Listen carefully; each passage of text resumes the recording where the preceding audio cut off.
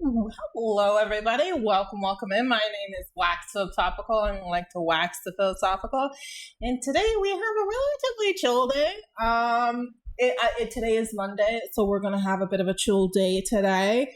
It's going to be educational as well as news because we're gonna go over Ludwig's Streamer University. Oh, sorry, I don't know why my camera disconnected. Huh? Yes, success. Are you going to work now? Oh, how annoying. Sorry about that, guys. I don't know why it's been doing this lately. Come on, work. Uh-oh. Oh no, are we going to have a cameraless stream again? Why? Why are you like this, camera? All right, well, let's just hop into it then. We'll hop over here and hopefully my camera will come back. I don't know why. It literally just stopped working. There we go. Thank goodness. Also, that's not what I had selected for what we were supposed to be looking at. Professor L. Yeah. This one. Why is it not working? This is not the one that I want at all. Go away. There's that. Why won't this work? So sorry, guys. I don't know. Today is just like L after L. Camera stops working. It won't pull up the window that I want it to. That's not the one that I want. This is the one that I want. Please, work. Let me try this. I have no idea why it won't register. Oh, now you are. Thank you. Stupid OBS. Okay, we're going back to big screen. We're restarting. Hello, everybody. My name is Wax Philosophical. I like to wax the philosophical. I hope y'all are having a wonderful fucking Monday. I know it's just the start of the week, but don't worry. We're going to have a relatively chill day today. It's going to be a good day today. We're just gonna relax. We're gonna cover some of the news, a little bit of news, but it's actually there's some surprisingly good news. In there, Andrew Tate and what's his name, Tristan Tate. Hi, Surfy. Oh yay, it did. Thank you. Also, everybody, welcome to the team, Surfy Polecat. He is my Discord manager. We now have an exclamation point Discord. Let's see if I did this right. Yes, it worked. Okay, we have a Discord chat command. So if you were wondering about joining Discord, feel free to join. I'm doing good. How are you, Surfy? Thank you so much for all the help that you've done so far. Let me give Surfy Polecat a shout out. Oh, it is so freaking hot here. Like, I'm sweating bullets all the time. My glasses are getting dirty. I'm good. Despite all the chaos. You play Minecraft? Okay, I have to get Minecraft. I have to get Minecraft Bedrock, but there's another streamer called Shatter Miss Nothing, as well as TD Pagey. They also play Minecraft, so I don't know if you would ever be interested in joining all of us playing Minecraft together, but that is a option if you'd like. Okay, let me put my glasses back on. There we go. Now I can see. All right. But as I was saying, we have a chill day today. We've got Ludwig, Nail Streamer University, has some amazing advice throughout a series. I don't know why he titled the videos that he did, because when I went to go look for his videos, and I don't know if this doesn't work for SEOs or whatever, but like all of his titles are like, oh, let's see, like L lesson, this didn't go over well, it was all awful. I'm like, I don't want to know about the awful stuff. I want to know about the good stuff. Share the good stuff with me. Like, be like, this is the best lesson that I could have taught you at Streamer U, and all that other stuff. Okay, what do you say? Perfect. I couldn't do that part since only you can do that. Also, when you're free, I want you to sign into Streamlabs and set up shoutouts where if a person joins your chat, it automatically shouts them out so you don't have to type it. Oh, okay. Okay, that's actually a good idea. Because, yeah, I need to do that. Also, I'm doing okay. Yeah, I play Bedrock Bear. What's Bedrock Bear? I don't know much about I don't know much about Minecraft. I don't even know if I'm gonna like Minecraft, so we'll see how it goes. But yeah, we're definitely gonna play Minecraft. But yeah, feel free to join the Discord. Version. Okay, I gotta slow down. I'm overexcited. It's just if you're stressed out, just shake it out a little bit. There we go. Just a little shake. Yeah, we got Ludwig's Streamer University. He did a great job of it. He has lots of fantastic information, despite what his titles of the video are. I highly suggest you go back and watch them. He also, I think, uploaded all the full VOD somewhere too, which can also be useful because he's not just providing information when he's in his class. He's providing information pretty much all the time. And he won Best Professor at Streamer U, and he definitely deserves it because it was one of the best classes that we could take. So we're going to go over one of his lessons, and then we have the Tate brothers are arrested again in Miami. Thank goodness. They might actually finally be prosecuted for some of their crimes. Canada is on fire, and then we have some additional news stories about Poland, and then Zora Mamdani. I don't know if we can read this one. We might have to skip that one. Okay, never mind. But Poland banning certain streamer types and stuff like that. But so far, and then after that, we're going to do some Elden Ring gaming if I can get the game to work. But otherwise, I am doing well. I hope that you're doing okay. We're going to hop right on into it right away so we don't waste any more time. Also, the change of the layout of my stream is going to be different soon. I just want to shrink this down just a little bit. Wrong one. Not what I wanted. I don't know why my OBS is being so ridiculous. This one. No, not that one. I want the other one. No, not that one. Come on. Okay, not what okay, I give up. It just is what it is. I still have to adjust everything. We'll get it in time. But we're gonna watch this. This is Ludwig winning the award for Streamer University. So we're just gonna watch this quickly. This is Kai Cenat. Ooh, that's loud. Let me know if it's too loud.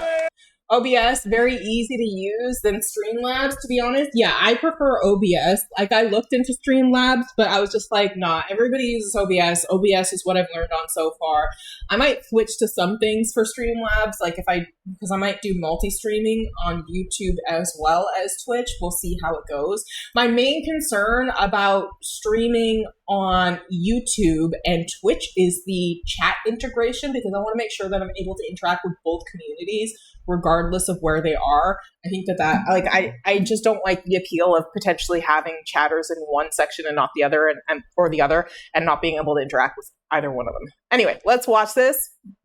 Congratulations, first and foremost, to Ludwig for having definitely one of the most W Streamer University classes that I have ever seen. Like, the entire thing was fantastic. I suggest you watch all 3 days. Like, wonderful. Streamer University, be it known that Ludwig has been recognized by the faculty and community of Streamer University for outstanding achievements in delivering top-tier knowledge, patience, and leadership while making every stream feel like a masterclass. Best Professor, presented on the 19th day of July 2026. Most distinguished Dean Kai Cenat. Okay, that's very funny. All right, let's see what he has to say. Let me know if this is too loud. You cannot connect YouTube chat and Twitch chat into one box. Oh, that's freaking annoying. There's no integration or anything. So do I have to have them in separate chats or anything? I know that you can't have both chats on the screen at the same time on Twitch, right? First off, guys, can we give a big round of applause for Kai Cenat? Okay. No, you can't, True Steel? Oh, you can't show it on screen, but you can have them integrated, can't you? I'll have to pick. Because if I can have... That's the problem. I would want to be able to show Twitch chat on stream, but I would also want to be able to see both chats on, like, when I am looking at it, so that even if Like, even if the YouTube chat isn't showing, I can still see it. Yeah, you can have all in one and show them other streamers have done it. Really? Okay. Well, it's good to know. Yeah, that's all I really want. I want to be able to talk to everybody all at once. Okay, let's listen to this. Sorry, Ludwig, interrupting you. How rude. I was a little nervous to do this, Kyle. I don't know if you remember, we had a call. I told you I'm too old for this. Oh my Kai God. said, what are you talking about? You're never too old for anything. You're 31. Dear people who are still in their early fucking 30s, shut the fuck up. Okay? Shut the fuck up with all of this fucking bullshit about being too old. I know that you started probably a long time ago before you got to this point in your career, but please, stop. You're not old. You're just older. Okay? You're just older. Surfy Polecat says, they had Twitch and YouTube in with Twitch pretty cool. Okay. Also make the video larger. Okay. There. Happy? And you guys weren't there, so I said, you know what, you're right, and I did it. And I'm very happy I did. I did not think I would get as emotional as I've been meeting each and every one of you. You're on my phone, It's huh? been some Okay, of the fair best enough. parts of my experience talking to you guys who stayed after class, who were engaged, asking questions. It meant a lot to me. So guys, thank you so much, class of 26. You're amazing. Yeah. Honestly, Ludwig did a service for all streamers who are smart enough to watch his content regarding Streamer University, because he 100% provided some of the best information. And there's also one other thing that I want to touch on that he's done in his streaming the entire time that he was streaming. I'm pretty sure, I don't know if he mentioned it, but it is like one of the best sponsorship placements I've ever seen. And it's so casual, you don't even really notice it until you notice it. And you're like, that's actually kind of brilliant. Okay. Question. She asked if I go to your wedding. She did it to you. Oops, sorry guys. I was watching it at 2 times the speed. There we go. Okay, let's see. Y'all, I got a class to teach. I'm Professor L. I cannot answer these questions right now. He be flirting with all the students. Let's see. Yeah. Crazy. That's crazy. That's crazy. He's flirting to all the students. Yo, if you hear my voice, clap once. If you hear my voice, clap twice. Welcome to class. How to get lucky. Haha, have you seen how Lacey was trying to eat and get food, but Kai was like, nah, and throws it in the bin? No, I didn't see that. Send me the clip. We'll watch it. Guys, today's lecture is going to be different than yesterday's. Why wasn't he allowed to eat? I'll go over some of the same things. It's mostly going to be new stuff. If you heard about yesterday's class, it will not be the same thing. Can I see? Is Isabella here? Yeah. All right, Isabella, I need you to stay after class. Why? We'll talk about it after class. See, I told you. Because you are the only person here who did the homework assignment. Round of applause. I assigned you all homework last night. Isabella's the only one who submitted it. What is the question? But the mobile app was down. We couldn't submit. I couldn't submit mine. I understand that, and I know it was down, and I trust you all. This is just the only person who was able to figure it out in this class. I want to reward that, so just stay after class for me if you would, Isabella. There is a new homework assignment. We will talk about it. You should be able to do it in class. It's very easy. If you can't submit it on the app, that's all right. Ultimately, the homework's for you guys. All right, y'all. I had this question on the board. Anyone have thoughts on this? Off rip. Do streamers make too much money? No? No. You thought that was gonna work, right? Huh? Who, me? I heard we make more than rappers. More than rappers? I heard that. Do you think that makes sense? I think it do. Yes. I just cashed like 200K last night. I don't see why not. I don't see why not. Get your bag. It's not like you don't work for it. Like, you can't become a big streamer and literally do nothing. You have to put some level of effort into it. Bro. 200K? Last night? Damn! That's pretty good. We think streamers make a lot, right? Streamers make a lot. We know streamers make a lot of money. I think we've heard this before. Guys, today we're going to talk a little bit about that and something I think a few of you in this class are dealing with. Guys, today, the class is stop clip farming and start making money. Okay? Yeah! something that I think the vast majority of streamers are interested in, even if you feel like it can't be like, you know, your major career, it can still just be a supplemental income. It's the channel called Link Shared for Stream. What do you mean? It's in the channel. Okay, sorry. My eyes are like, I need new glasses. Okay, I'll look at that while you guys listen to this. A lot of you guys here are great at farming clips. You get millions of views. You get more views than me. But Discord. You're not making Thank you. money equivalent to maybe the attention that you are receiving. We're going to unpack why. We're going to start talking about how to build a larger audience, a larger community. People who watch you long form, not just your clips. Also, real quick, one more round of applause for yourselves. Congratulations, everybody. You guys have accomplished a lot. I think you should be proud of yourselves. Perfect. If you don't know, these are the facts. 92% of people go live. Video once, they frozen? never Yeah, go that's live because I'm again. not on it. Sorry, guys. And 92% of all Just a second. of Twitch, they only go live one time. So if you go All right, I'll roll it back a little bit and we'll watch that clip after we're done watching Ludwig talk at this point. Okay. Come on. too much money.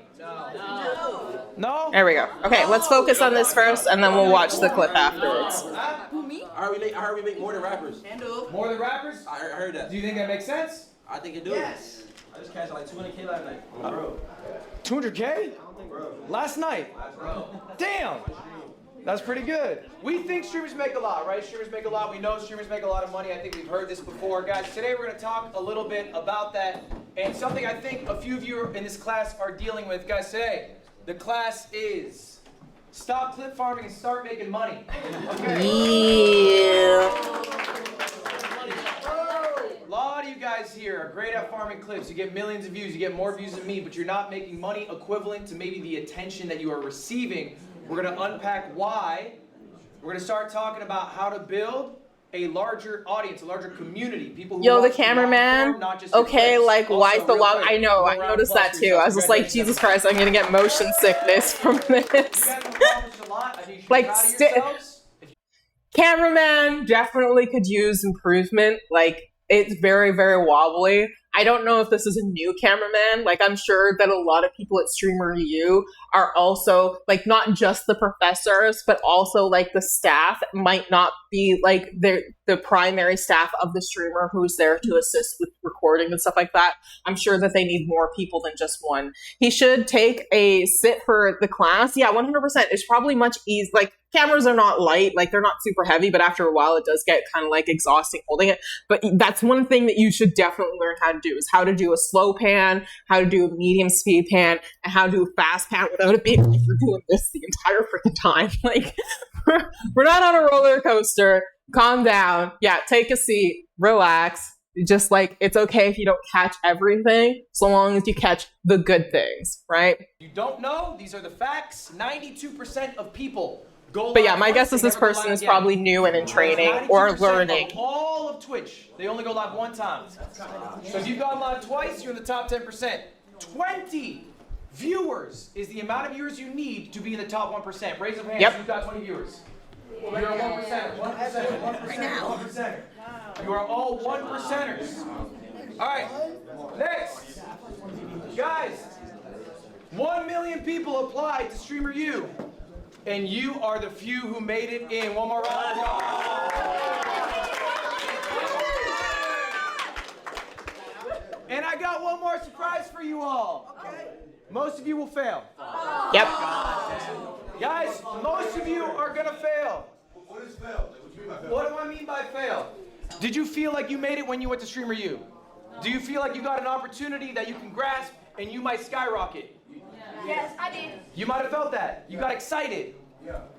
That won't happen for most of you. Here are the stats. Last year's Streamer U, people who attended 2025 Streamer U, I looked at their viewership a month before Streamer U. Right. Then I looked at the viewership last month. Right. On average, that whole group's down 287 viewers. That whole group. The median, okay? That's the person in the middle. You slash off the biggies, you slash off the lowest, okay? They gained 4 viewers. 4 viewers, that's it. Streamer U, 4 viewer change after a year. Yep. 56% of all participants. There could be a number of reasons as to why this is. Like, this is just basic math. It could be that that like a large portion of people stopped streaming. It could be that they didn't put the work in that they were taught. Maybe they didn't get good lessons at Streamer U. Maybe like all of the clout that they got kind of disappeared because they weren't doing the same kind of content and people showed up just for Streamer U. So like, it's very, very hard to get new viewers, like, especially on Twitch. Like, discoverability is absolutely trash. So like the things that, you know, that you probably learn at Streamer U can be very helpful if you implement them. And even then, that's not going to be a guarantee to success because maybe you just don't have quote unquote it, right? Like, I remember somebody saying that like being successful is like 100% luck. And that's not true.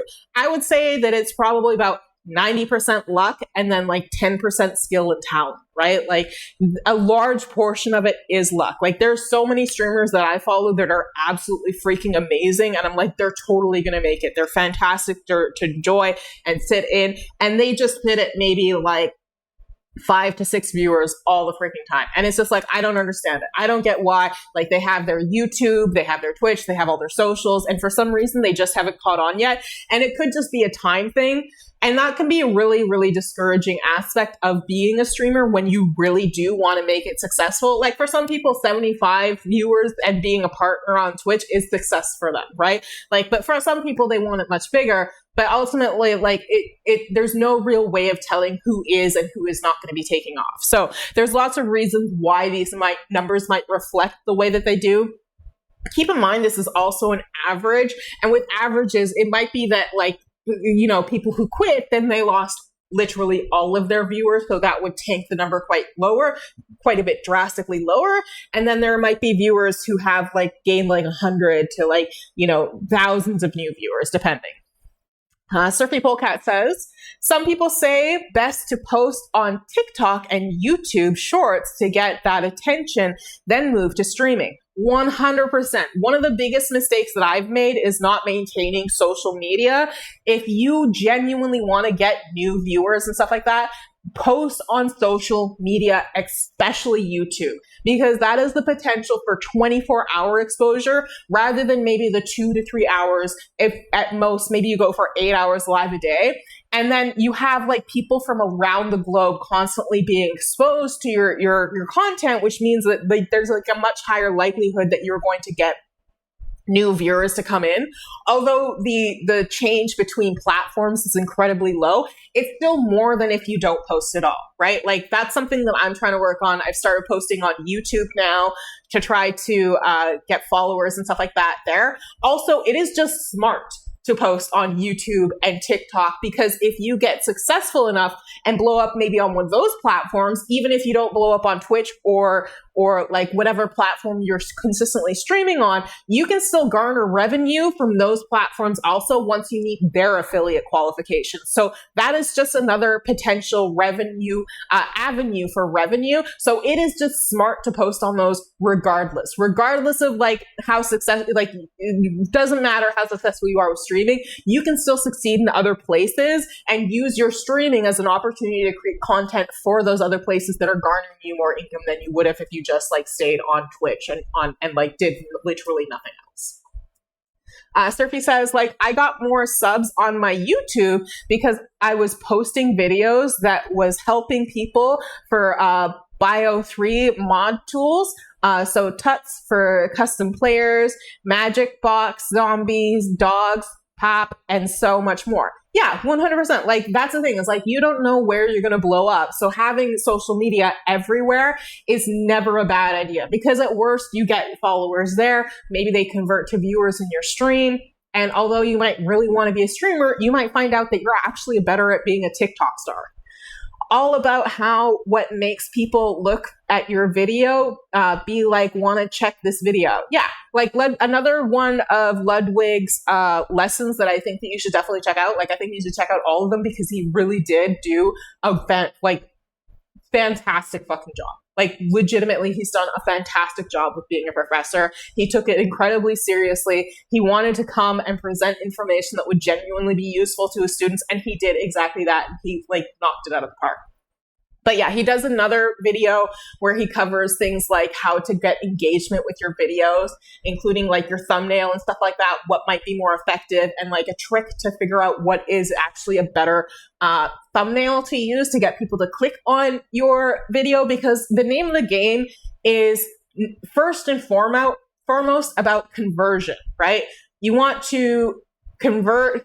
What happened to your chair? Is the leg bent? What are you talking about? Do I look funny, or is the camera on a funny angle? I'm just on a funny angle. It's totally fine. Let's see if I can do this without turning my camera off. Is that a little bit better? Does that look a little bit more straight? Chair in video, mine, or chair in his video. Potentially, it might just be that like the angle of the shot of the thing, right? Because the back legs are probably bent like this, but it looks like because it's on a bit of an angle that it's like bent like this rather than just bent backwards for when he's sitting on it. No, not your chair. Yeah, but yeah, 100%. Like, you know, watch all of his videos. We're covering this today because he did such a fantastic job that I think that it's worth sharing with as many people as possible. So go check out his shit. I don't remember if I linked this or not, so let's link it now. I have to get better at doing that, linking this stuff before we start streaming.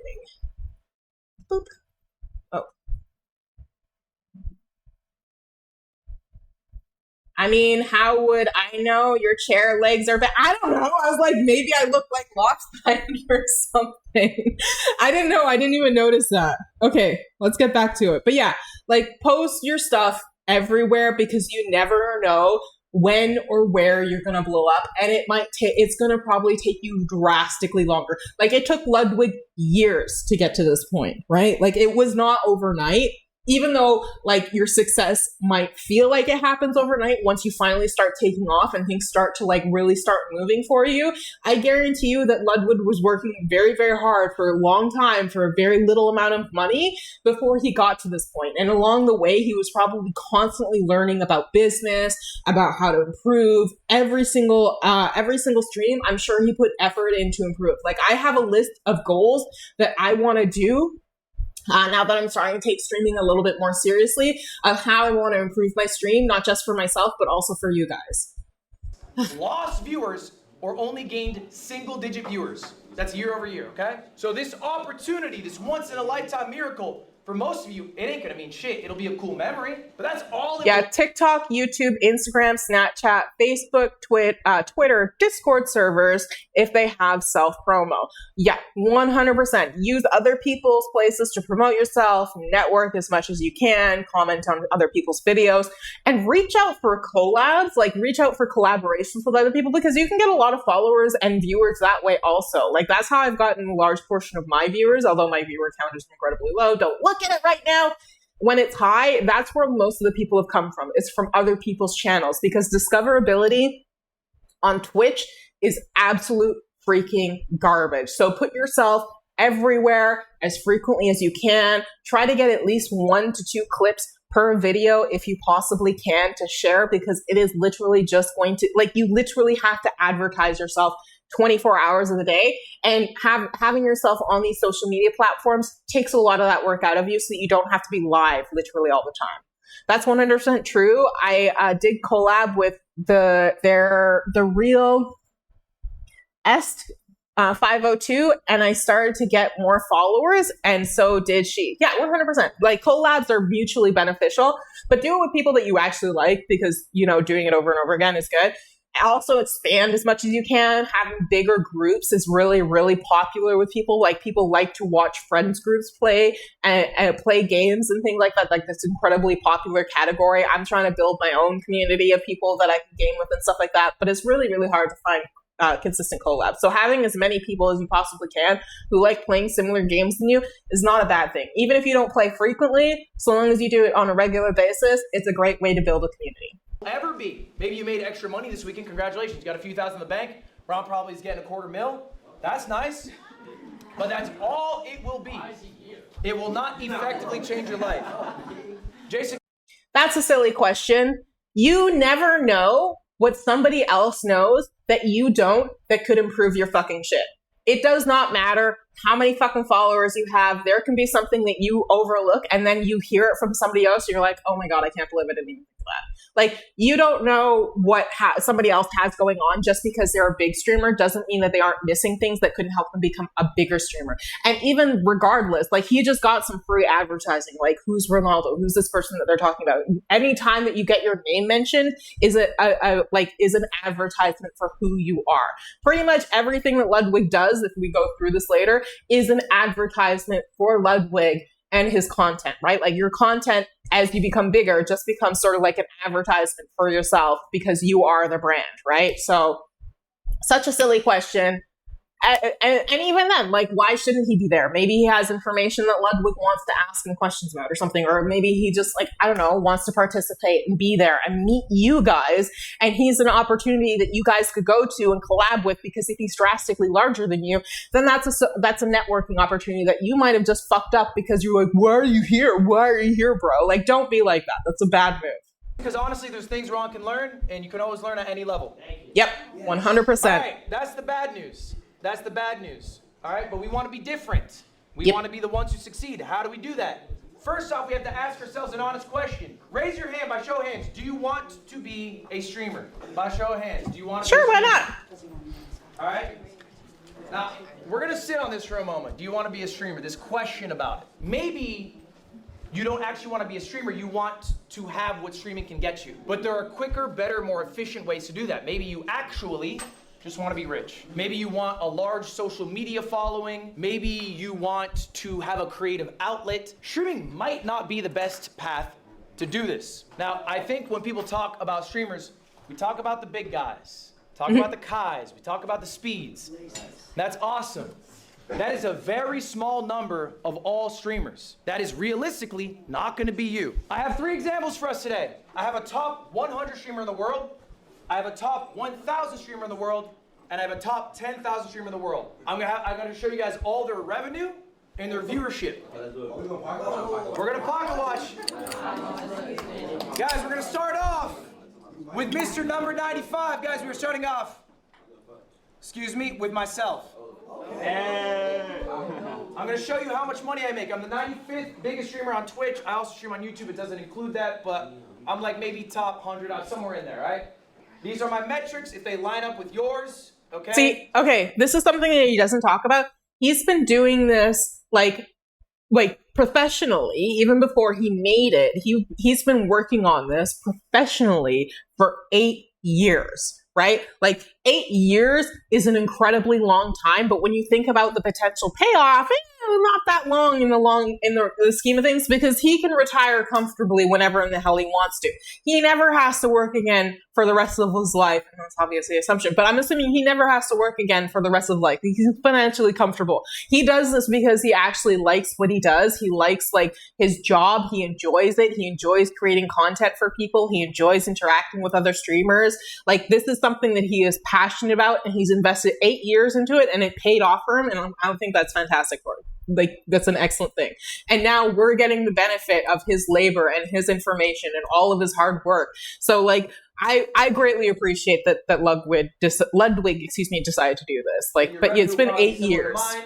I don't stream nearly as much as some other guys. I have 9,500 subs. Okay, we're gonna go through some expenses that I have. Here's my expenses. This is just the month of June. Everything here is for the month of June. Payroll, $225,000.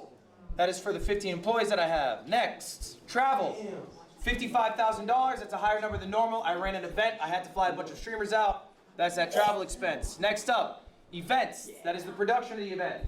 Nice. Next, marketing. Again, similar for the event. It's another $10,000. For marketing, he's probably, like, I'm guessing, like, boosting posts and things like that. Maybe he has other avenues that he advertises on that I'm probably not thinking of, like actual advertising rather than content posting, which you can do for free. So if you're like $10,000, oh my fucking God, like, no, he's running an entire business. We also don't know what all of his marketing expenses go to, so that's something else to keep in mind. You can do a whole shitload of marketing for free, right? The last thing that you really need to financially invest in as a streamer when you're starting out is marketing. Don't pay for those boosted posts, figure out how to do your SEOs better, and hope like to figure out how to get viral, right? Like figure out what actually works and what actually appeals to people. And one of the best pieces of advice that I got was don't clip the most like outrageous and like extreme moments within your stream. Clip what is most likely to occur in your stream. Because if you clip the most extreme moments in your stream and you're constantly posting the most extreme moments in your stream, and then people come into your stream and they're like, what the hell is this? This is just some chill like situation. This person's not popping off like they were in all of their social media posts. Then people are going to turn off and be like, this feels like a little bit like false advertising. So aim for interesting clips from your stream that are more consistent with what people would expect from your stream. Like that right there would make it a great clip because it's explaining what exactly I do, why I do it, and it's informative and it might get some viewers and it also be helpful to people. Like tutorials are a great way to garner like audience and get contributors. Even if you don't do entire tutorials the entire time, as long as you do it frequently enough that when people pop in, they're likely to see that, that's great. Like include both in whatever you're doing. It's always a good idea. Like if you're a variety streamer, do that. Final total for the month of June is just the expenses, what I spent, $359,000. Wow. This was just for the month of June, yes. Question. Gotta spend money to make money, baby. That is way more than most 9 to 5 just makers in the year, yeah. All right, now's the fun part, guys. His face. Now's the fun part. How much do you get to make? How much do you get to make, y'all? All right, this was the event that I did, by the way. That's why some of the costs were higher. The payroll's normal. I did an event called MCSR Ranked. World Championships is a Minecraft speedrunning event. Let's talk about how much I made. How did I pay for all of that? Well, good news for me. Merch sales. I got $7,800. Wow. This is the lowest. This is the lowest of his income that he earns. And there could be multiple reasons for that. Maybe his merch just isn't that like, you know, maybe he doesn't promote it that much. Maybe he just casually promotes it and it's just like another income stream. Just like TikTok, if you get monetized on TikTok or YouTube or Instagram or any of those other places, they're just like additional income. So you don't have to push it as hard. It's just a nice like additional income flow. YouTube. That's just the YouTube revenue. This includes YouTube live streams, shorts, and videos, 270,000. Twitch gonna be smaller for me, guys. I do not make as much on Twitch, 57,000. I only run about 6 minutes of ads an hour. I have 9. This is another reason why you should always, 100% always be posting to YouTube. Again, because you are always constantly being in a position to be discovered and viewed and watched on YouTube and generating money. You can generate money on YouTube while you fucking sleep if you post your videos, right? Like if you are smart, you will post to YouTube from the start of your streaming career, even if it's just posting your VODs. And then like later on, when maybe you garner enough income, you can hire an editor, or if you learn to do it yourself, you can edit your videos and increase the quality of your videos, so on and so forth. But always post to other places, because once you get monetized on YouTube, you always have that earning potential, but you won't if you don't do it. 9,500 subs. That's Surfy Polecat says, it's crazy how YouTube, Twitch, and all this platform can pay out large amounts of money just from views, but then you have people out into the world working hard and only get £9 for an hour for 8. Yeah, 100%. It's because like advertising is the biggest cash cow, right? Like advertising is one of the biggest cash cows out there. Like that's how people, like that's how all that's how YouTube, Twitch, Instagram, all those places, that's how they garner their money. They like from advertising, from people wanting to advertise, from people wanting to boost their posts, from people wanting to invest in these companies through advertising. And like when you're just working as a cashier, the only thing that you're doing is literally helping people buy the product. So you're less likely to make a whole bunch of money. But I do agree that the minimum wage needs to be increased because it's absolutely freaking atrocious. Like it's absolutely freaking atrocious. He went over how much he pays his employees. I think he said he had like, how many employees? He pays them $15,000 on average a month. Dream. Like that would be fantastic. I would love the opportunity to do that for people. Like I would hire people. I would love to change their lives and stuff like that. Congratulations, Ludwig. I think that's fantastic. Anyway, let's keep going. About what you make for that. The biggest bulk of my money, though, I made a pivot in my life. I decided I wanted to stop being viewer funded. All right, I did a subathon. I had the most subs any streamer did. I had like an average of 20, 30,000 subscribers. I ran a higher density of ads. And then I said, you know what? I don't feel good as a multimillionaire getting these people to pay me money. I didn't like... He's talking about this. Keep in mind that you can literally see one of the ways in which he constantly is generating this money nearly the entire time that you're watching this video. If you spot it and you recognize it, let me know, because I thought, and I was just like, that's freaking brilliant. Getting 100 gifts made me feel weird. I'm gonna start pivoting to get most of my bread from sponsors. That's the biggest cut of this. Okay, I'm a Red Bull athlete. I have an AT&T sponsorship, and I also have an Alienware partnership. These are long-term partnerships, all right? And I do one-off deals as well, as you guys do. This number's 800,000. Okay? So the total you can break through 1.1 mil. Keep in mind, even if he didn't have these sponsorships, he's still pulling in a large amount of money. Not necessarily enough to maintain like the expenditure if he, to pull off the events that he wants to. But that doesn't mean that you can't do smaller events and then build from there, right? Like having over $300,000 pulled in per month ain't something to turn your nose up at, right? Like, obviously, this is an outlier. It's not likely to happen, but yeah. If I had money coming into my bank like this, I would use it to give to other streamers, like small. I know that's one of my fantasies too. We have a similar one, Surfy. Give to smaller ones to make their day, help them with their new PC or anything they want, that video on YouTube giving 1K to small streamers. These kinds of videos pop off, but I would love to do it. Me too. That is literally one of my fantasies. I'm like, if I ever got rich, I would just go around, I would start with my friends. I would do it anonymously too.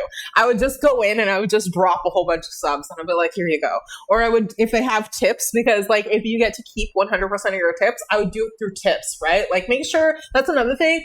Even if you're a small streamer, don't just have the tip bar there. Make sure that you have fill out your about page and then include a tip one. That's something that I'm going to be updating on my stream also. I'm never going to expect to get a tip. I don't expect anybody to tip me or anything like that. But if it's not there, people can't use it. So have those options available. And you never freaking know, right? You just don't know. But if it's not there, people can't use it. But yeah, that's one of my secret dreams too. I fantasize about that sometimes. How much would I give? What would I give? It would be so fun. Or have them do something funny and say, I'll send $500 if you do 5 jumping jacks, but instead send over 1K. Yeah, 100%. I'd love to see their reaction. Yeah, wouldn't that be so fun? That would be a dream, man. That would be a dream. That would be fun. I would just do it anonymously though. I would have a different handle so that there would be a known handle, but I would do it on a different handle because I wouldn't want it attached to my successful streamer handle. Okay, let's continue on about his finances. Now, I would love it so much. Yeah, me too. I think that's great. This is the top 100. Why am I showing you this? It is not just a flex, although I am flexing. Yep. It is because this is what you get to see. This is what people love to show you. They love to show. Also, this took 8 years of consistent and regular work at a professional level right from the start. Even if he wasn't the greatest starting out, he still put in the effort to get there, right? This is that 10% and then 90% luck. You the top 100, but you guys aren't top 100. Not all of you, at least. Some of you in this room are. Maybe you want to be. Maybe you'll get there. What does Miss Top 1000 look like? I'm keeping this person anonymous. These stats are real, though. This person is a gamer. They average 1,200 viewers. They stream 130 hours. Their sub count is 1,600. And if you go to Twitch Tracker, you guys can all do this later, by the way. TwitchTracker.com. Look up your Twitch channel name. They will tell you what number you are. If your number is lower, they might tell you what percentile you are in, okay? Top 0.5%, top 0.4%, whatever. This is a real person who is in the top 1,000. They're not exactly 1,000, but they're close to it. Right. How much do they make? How much does a top 1,000 streamer get? Sponsorships, $0. Yeah. Ask them why. They said they think their agencies. Also, be cautious of those scam sponsorships that like are the ones that require you to have a certain amount of people sign up and shit like that before you ever get paid out. There's a lot of those, I think, on like different like streamer support platforms. Like I think Stream Elements might have them and stuff like that. Make sure that you only go for the ones that pay you regardless of how many people sign up, right? Which is incredibly rare. And you might not make a lot of money from it. Like, given your level, you might only make like $50 or something like that, but that's an additional $50 you didn't have before. But be careful and be cautious of the ones that are like, oh, you have to sign up so many people before you get any level of commission, because chances are you are not likely to meet that goal. Like, they set it really, really high. The expectation really, really high for a really low payout, because that's what they want, right? Like, they want a high turnaround, a high ROI, which is return on investment. So they want a high turnaround for a low payout, right? Like, they're trying to make money. They're not just going to give you money for nothing. But like, avoid those ones unless you are a massive streamer where you think that you're actually going to be successful. They're just a waste of time. Unless you want to actually just play the game and you like the game, you're like, let's give it a shot. It's just a waste of time. Don't invest in those ones. But yeah, sponsorships are rare and few and far between. Ass, they haven't had a deal. Okay, it's a much different number. YouTube, 150. How little? Only 150. They're not posting really long form videos. They're mostly doing shorts. There's not a lot of revenue coming from the YouTube. They're more of a streamer than a creator with multiple verticals. All right? Twitch, 10,000. It's very That's a good. good amount of money. That's comparable to what I'm making. I'm making 10,000 as well. So in total, this top 1,000 streamer made $10,250. That's a good amount of money, right? Yeah. You make $100K a year being a streamer. That's not bad. Well, let's go one further. Let's go to top 10,000, Mr. 10,000. This streamer is a variety streamer. It's a real person. It's real stats. They average 150 viewers. Maybe some of you in this room average a similar amount. 180 hours a month? That's brutal. Stream 180 hours. Here's my suggestion. This is something that I'm trying to work on, like, just generally, is editing and stuff like that. Like, eventually I would like to hire an editor.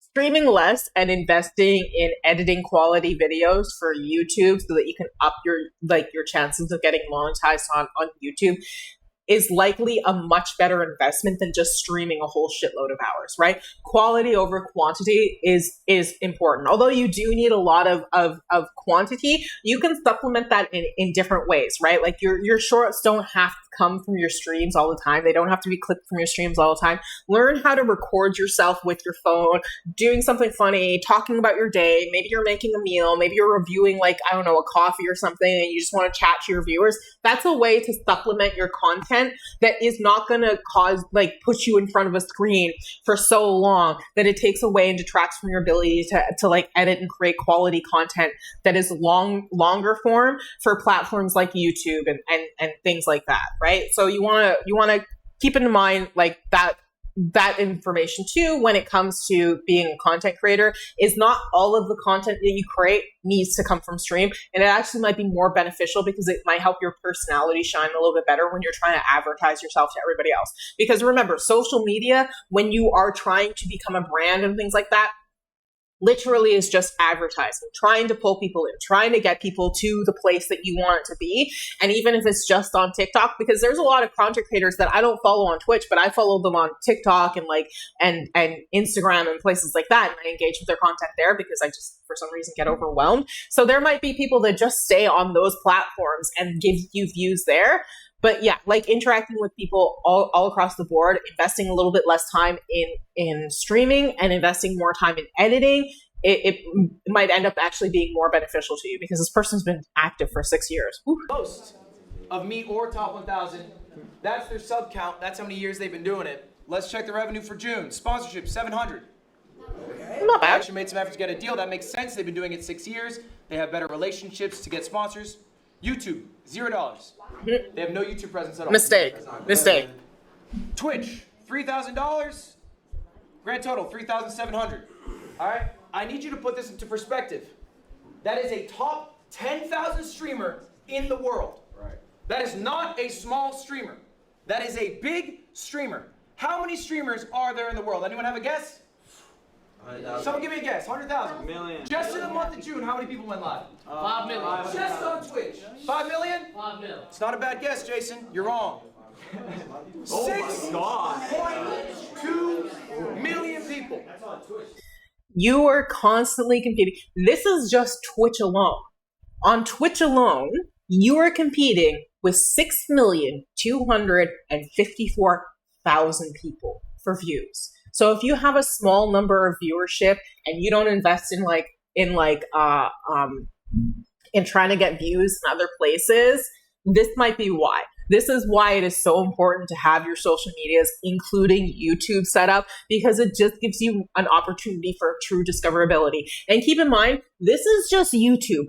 I mean, this is just Twitch. That's not counting all the people that go live on YouTube, on TikTok, on Instagram, and all these other places. Like, the competition for being a content creator is astronomical. Like, it is astronomical. And that's not to be discouraging, but it's just to help people keep in perspective what the reasonable chances of being successful are. Like, you genuinely have to put in real effort to be successful. All these streamers that you look at that seem like super just casual and whatever, I guarantee you they're grinding not just when they're on stream, but also off, and they're putting in the fucking work that you are not seeing and thinking that they can just show up and stream, and that's why they're getting their views. Every single one likely has social media. I guarantee it. Every single one that you see successful is either networking or doing something. And if they don't, then chances are there might be something a little fishy going on behind the back end of things, right? But I guarantee you off stream, all the work that you don't see is what helps them be successful on stream. Like, the work doesn't just start and stop when you press that go live button. And that guy is better than 6.24 million. Top 10,000. And how much is he making? 3,000. 3,000. They're making about 40K a year, right? Roughly 40K a year. And that's top 10,000 in the world. That's also something to keep in mind, is that these numbers are also likely before tax. So you have to take tax off on top of that. So they aren't making that much money. You ain't making that much money. That's why investing in these other platforms that can help you generate additional income is never a bad idea. Because even if it's just an additional $50 a month, that's still an additional $300 a year. What could you use $300 on, right? You never know. It is worth putting in the effort to get that way. People trick you. They say stream makes a lot of money. Tax is a load of BS. I know. I know. We're not going to go into taxes right now, but I agree with you. I mean, I can understand the need for them and stuff like that, but the way that our taxes are used is absolute BS because they very rarely benefit us. For me, but this whole streaming system is rich gets richer. The top makes a fuck ton. When a sponsor wants to do a deal, are they going to small streamers? No. They're trying to hit up iShow Speed, then they go, that's out of our budget. Then they go down the list. They go down the list until eventually they're stuck with me. So I just need you guys to internalize this. I'm gonna ask you one more time. Do you want to be a streamer? Are you happy with the lifestyle? Let's say for the rest of your life, you are a streamer who's the 10,000th biggest streamer in the world. That is a successful streamer. You're making 4K a month. Are you happy with that? And fuck no. You're saying fuck no. Okay, but what if that's... The potholes around my area is crazy. In Brownsville, there is a sinkhole that was deep, but luckily it's fixed. That's good. Jesus, there's been a lot of sinkholes opening up. There was a sinkhole recently that opened up in LA too. Crazy sauce. I'm glad they fixed it though. Have you ever seen the video of the car driving into the sinkhole? That shit's crazy. I would be terrified. What if you get sucked up and stuff in all the dirt and collapses on you and whatnot? That's the reality. Is it only worth it if you're... Also, I would be happy with $4,000 a month. That'd be fucking fantastic. Obviously, I would try to strive for more, but yeah, that's a comfortable life. Top 100? Or you not enough to retire, but... itself is what you are actually chasing, being rich, being famous. Or do you enjoy streaming so much that regardless of the amount you make, you would love to do it for that amount of income? Is it enough that you are full-time, or do you want to hit these higher pursuits? And is streaming actually the path you should take to do that? That's what I'm asking you. Are you trying to be a streamer in 10 years who's making 5K a month? Surfing Polecat says, yeah, I was in a car and one of the wheels dropped into one Didn't think it was that deep, but damn, it was deep. Yeah, like, and the thing is like sinkholes like literally can sneak up on you because the surface can be fine for quite a bit. Like there'll be like a layer of dirt and then the road on top. And then after a while, just so much collapses that there's no support for that like almost roof effect that's created that it just collapses when something too heavy rolls onto it. I'm glad that you weren't completely sucked in. It's dangerous for your car wheels though. Yeah, I mean, it's dangerous for just generally. It's not a safe thing. I'm glad they fixed it though. Jesus. That's the question, and I don't know the answer. You gotta ask yourselves. There's some people in here who are streaming for the first time at Streamer U. Maybe they're trying out. You don't have to be a streamer, yo. I know it's the buzz, but like there are a bunch of other paths. You can be a YouTuber. You can just be a short form creator. You can be just a social influencer. Yep. You could be a real estate mogul if you want to make money. Like there's a lot of other paths you can take in life. You just work a 9 to 5 with something you're passionate about. I thought that was him in the video. You don't have to be a streamer. It's not a guaranteed success. You're not all going to be making millions. Does this sound like you? I want to see hands if at any point I'm talking about someone or something you're dealing with. I struggle to handle juggling clips and YouTube and streams. Hands up if that sounds like you. Keep your hands up.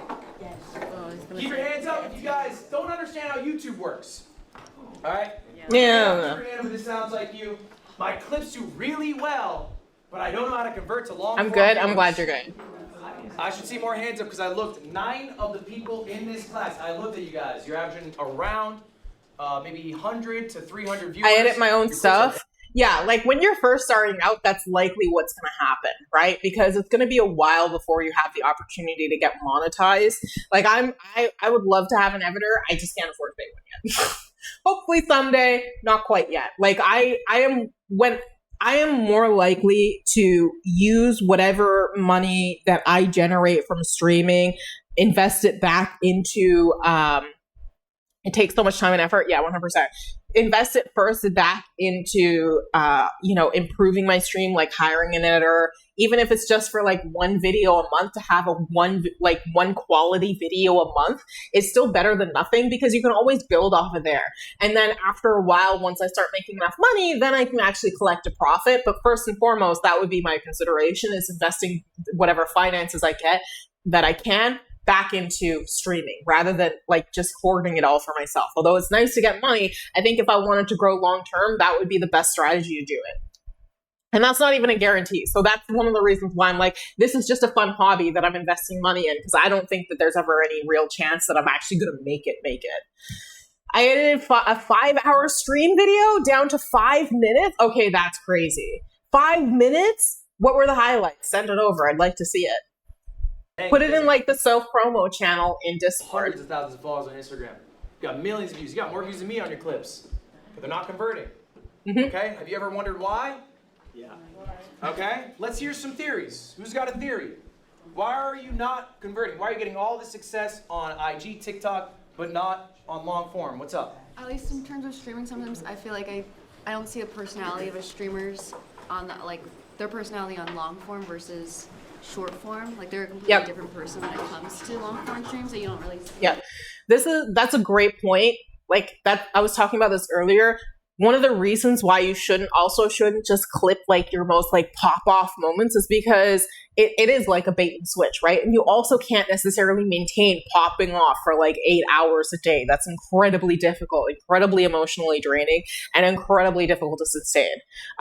Surfy Polecat says it's on my PC, and at the moment I can't get on it since I don't have the TV for it, as a friend has it in her bedroom since it's hers. Okay, no problem.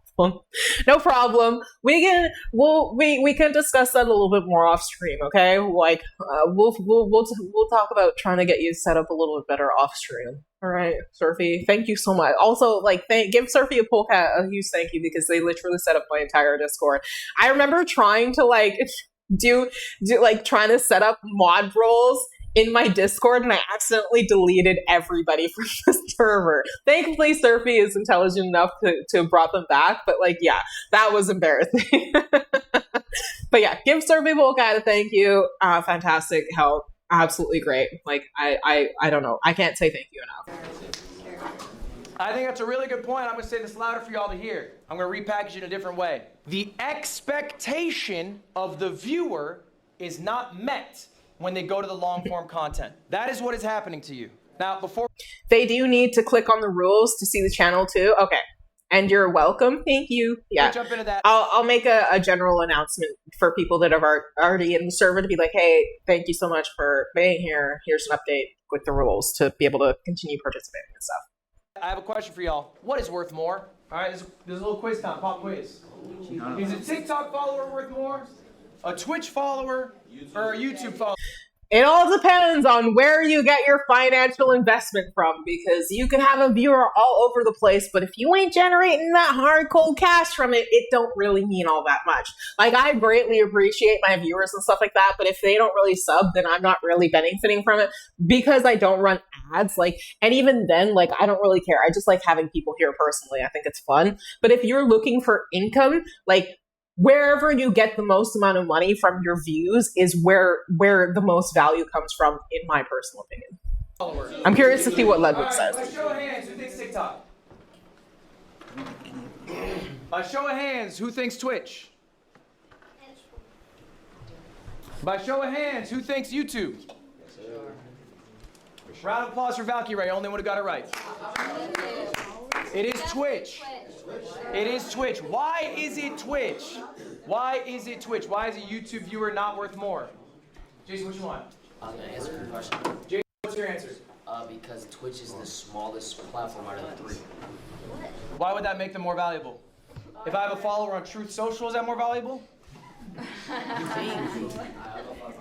You might be able to make more money from subs off of Twitch, but I doubt it, because what Ludwig has shown through his own expression of finances is that he actually makes more money off of YouTube than he does off of Twitch. So I'm curious to see what his answer is, because if you're in the game for money, then YouTube is a better platform. Because Twitch is easily monetized. Twitch is easily monetized? Okay. Why?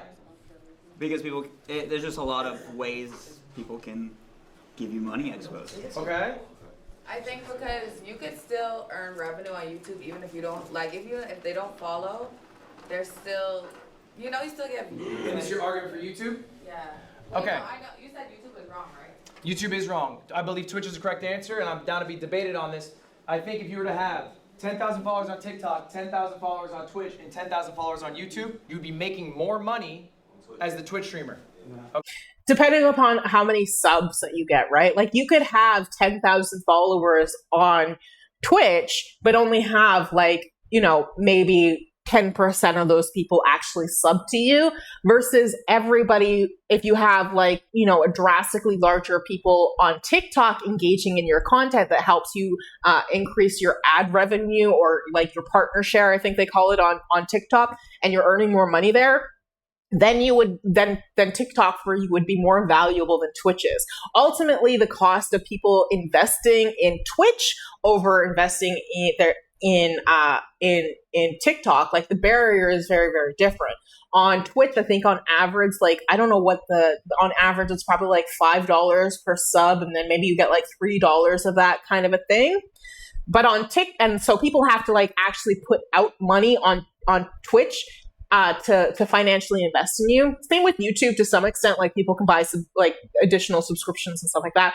But, like, with TikTok and YouTube, the difference is that the only thing that people have to invest in you for you to earn money there is their time and attention, right? And so that's why having good content that keeps people engaged on these other platforms is what's going to help you earn more money, because the longer the people, like, watch your stuff, the more likely you are to earn more money, and then it, just compounds from there and stuff like that. So although Ludwig might be right in some aspects for some people, for himself alone, proven through his own numbers, he earns more money over on YouTube than he does on Twitch.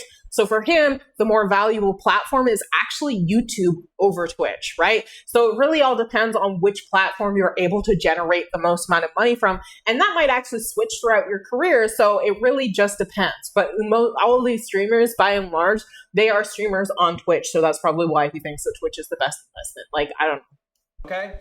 And ultimately, the reason why is the viewer buy-in. A viewer is going to be much more engaged as a Twitch follower than a TikTok follower.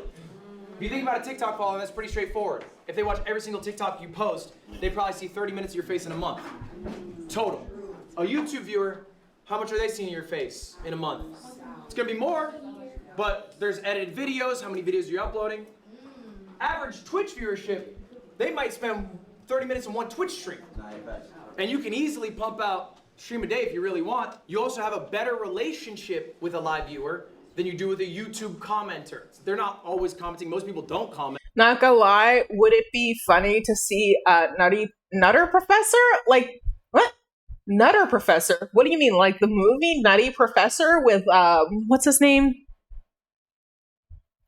Eddie Murphy? And you're likely not replying to all the comments, but in chat, you're always talking to chat. You got chat on your phone right now. Okay, so he's valuing this by viewer engagement or like chatter engagement, the amount of engagement that you're able to garner from your audience or with your audience, and how well you're able to develop a relationship. We can do that as a movie night. We can do Nutty Professor as a movie night this month. I'm gonna have movie night next week. I think it is the last Friday of the month will be movie night. But yeah, like we can do that. I'll put up a channel to do movie night suggestions also in Discord. I don't want to overwhelm it, but I do want to have like the ability for people to communicate and stuff. I was probably saying some shit right now. You probably looked over and read them. Has anyone read a YouTube comment while I've been here? No. Has anyone read a TikTok comment while I've been here? Yes. So if you need to sell merch and you have 100 Twitch viewers, or you get a 100 view YouTube video, which one's better? You're trying to push merch to someone. Probably the Twitch follower. They're probably more like. Oh God, it's called Nutty Professor, not Nutter. I know. It's just like I was so confused. I was so confused. Also use Stremio. What is Stremio? Is that like a platform that you can use? Just a sec. I'm gonna write this down somewhere so I can find it later. Where can I put this? Is that like a platform that you can watch movies and TV shows? Okay, perfect. Thank you. Yeah, I was trying to figure it because I wanted to originally do the movie night on stream, but I had no idea where to find stuff that I could watch stuff on, or find movies that I could watch on Twitch that would be fun. It's free, no ads. Okay, perfect. Thank you. I appreciate that. Lacey, why? Chat. Pay attention to this stuff, because you might never know when you're going to find out useful information that could work for you too. Like if you're thinking about doing movie night, there you go. You got a platform, man. Stremio. Are you disagreeing? What's your point? No, I'm not disagreeing. The followers, yes, but YouTube has a way better like system of getting recommended. So even if you have 100 followers on Twitch, there's no really chance to get 1,000 viewers. Correct. There is no discoverability. That is correct. But that is a different question. The question is, pound for pound, which one's worth more? Worth more money, not just worth more. Worth more money, correct. All right, guys. Stremio is the best. I watched The Walking Dead on it, and I've watched new Supergirl, new Toy Story 5, and so much, and Lacey is correct there. Yeah, I agree. We're going to tackle your problem today. My clips are great, but I can't get a lot of viewers. Here's the deal. You cannot always be the clip, except for one guy. Hey. That's fake. But this is real. I think that was Stable Ronaldo, if I remember correctly. Don't quote me on that. I do not know very many streamers. I am very baby streamer, despite the fact that I've been doing this for a while. I just haven't been taking it seriously. I've just been doing this casually. What happens to you guys is you're really good at farming clips. I think at this point, a lot of you really understand intrinsically when. Okay, you cannot always be the clip. Viewers see the clip, they go to the stream, they wait for the expectations to be met, they get bored and leave. Viewers appreciate you for you, 100%. The moment happens that, oh, that was the clip. I'm gonna tell my clipper, or maybe you are your own clipper, you run your own clip account. Tonight, I'm gonna post that. I fucking nailed it. You guys feel pretty good about that at this point, I imagine. You probably know exactly, you might even be able to set up these moments. The issue is, you get that clip, how long is that in your 4-hour stream? A minute? Seconds sometimes? All right? So then what happens? That person sees you on IG, you get an awesome clip, they go to your stream, and what are you doing? Are you farming a clip at every moment? Exactly. No, you're a person. All right? We're not always exciting. We're not always on. I know I'm not. Okay, there are people who are. Yeah. There are people who have balanced energy. I Show Speed has insane. your streams are going to vary from stream to stream. It is very rare that you can keep the same energy. Like, you'll have generally the same energy, but some streams are just going to be better than others. And like, something else that I always try to keep in mind whenever I stream is that I never ever expect to have more than 2 viewers per stream. Like, no matter what, I always go with the expectation that my stream is never going to be as popular as the one before, and I'm likely to have a very, very low viewer count. No matter what. Like, it helps immensely, because whenever I go and I check the analytics afterwards and it's bigger than that, it's just like, oh, that's nice. And it helps keep me in perspective. Like, until I actually get a higher viewer count, if I'm ever able to establish that, I'm always going to expect a lower viewer count than the stream that I had before, because that is the most likely thing to occur. Is like, you're less likely to have a peak than you are a valley when it comes to streaming. So I always try to keep that in mind whenever I go live, and it just helps take off a lot of pressure and expectation to like constantly be performing, constantly like whatever, to try to like generate, you know, whatever it takes to like, I don't fucking know. It helps immensely to go in with that mindset for me, and it helps to keep things so much more casual and comfortable whenever I'm streaming. And it helps me like relax a lot too, because I don't have this expectation that things are just going to blow up and go crazy and like whatever. It's just like, no, I'm here to just have a good time, talk about the things that I want to. Maybe people stop by, maybe they don't. I don't care. Either way, because either way, I'm getting a video for YouTube, which has the potential to increase my viewership every single time, even if it's just on YouTube, because like, I posted a video and I never thought that I would get any followers, and I'm already up to five subscribers. Like, I never thought that, like, I don't ever think that my videos are going to get any views regardless of how much effort I put into them. And yeah, my highest performing video so far was just a couple days ago at like 67 views all of a sudden. Like, obviously that's like peanuts and nothing compared to like big streamers and stuff like that, but that is by far the best performing video that I've ever uploaded. And it just gives me sort of like oh, okay, like, look at this, whatever, what performed better, what was it, what was great about it, and learn from there and go from there. But I never ever expect to get the same number of views. I never ever expect to peak again. I never have this expectation that I'm going to be doing as good as I was the day before, right? Because you never know how things are going to go.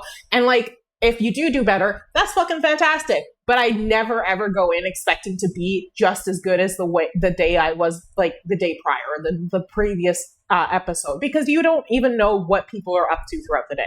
Like, the viewers owe you nothing. Viewers owe you shit, right? Like, they've got their own lives to take care of. They've got their own shit to take care of. And I have no idea when or where or how people are going to pop in, especially at this size. So I just constantly go in expecting super low numbers, and then I'm always pleasantly surprised. Insane energy. Literally every second of that stream, you're like, holy shit, how is he still going? I can't do that. I'm a limited quantity guy, and then I need to go take a bath.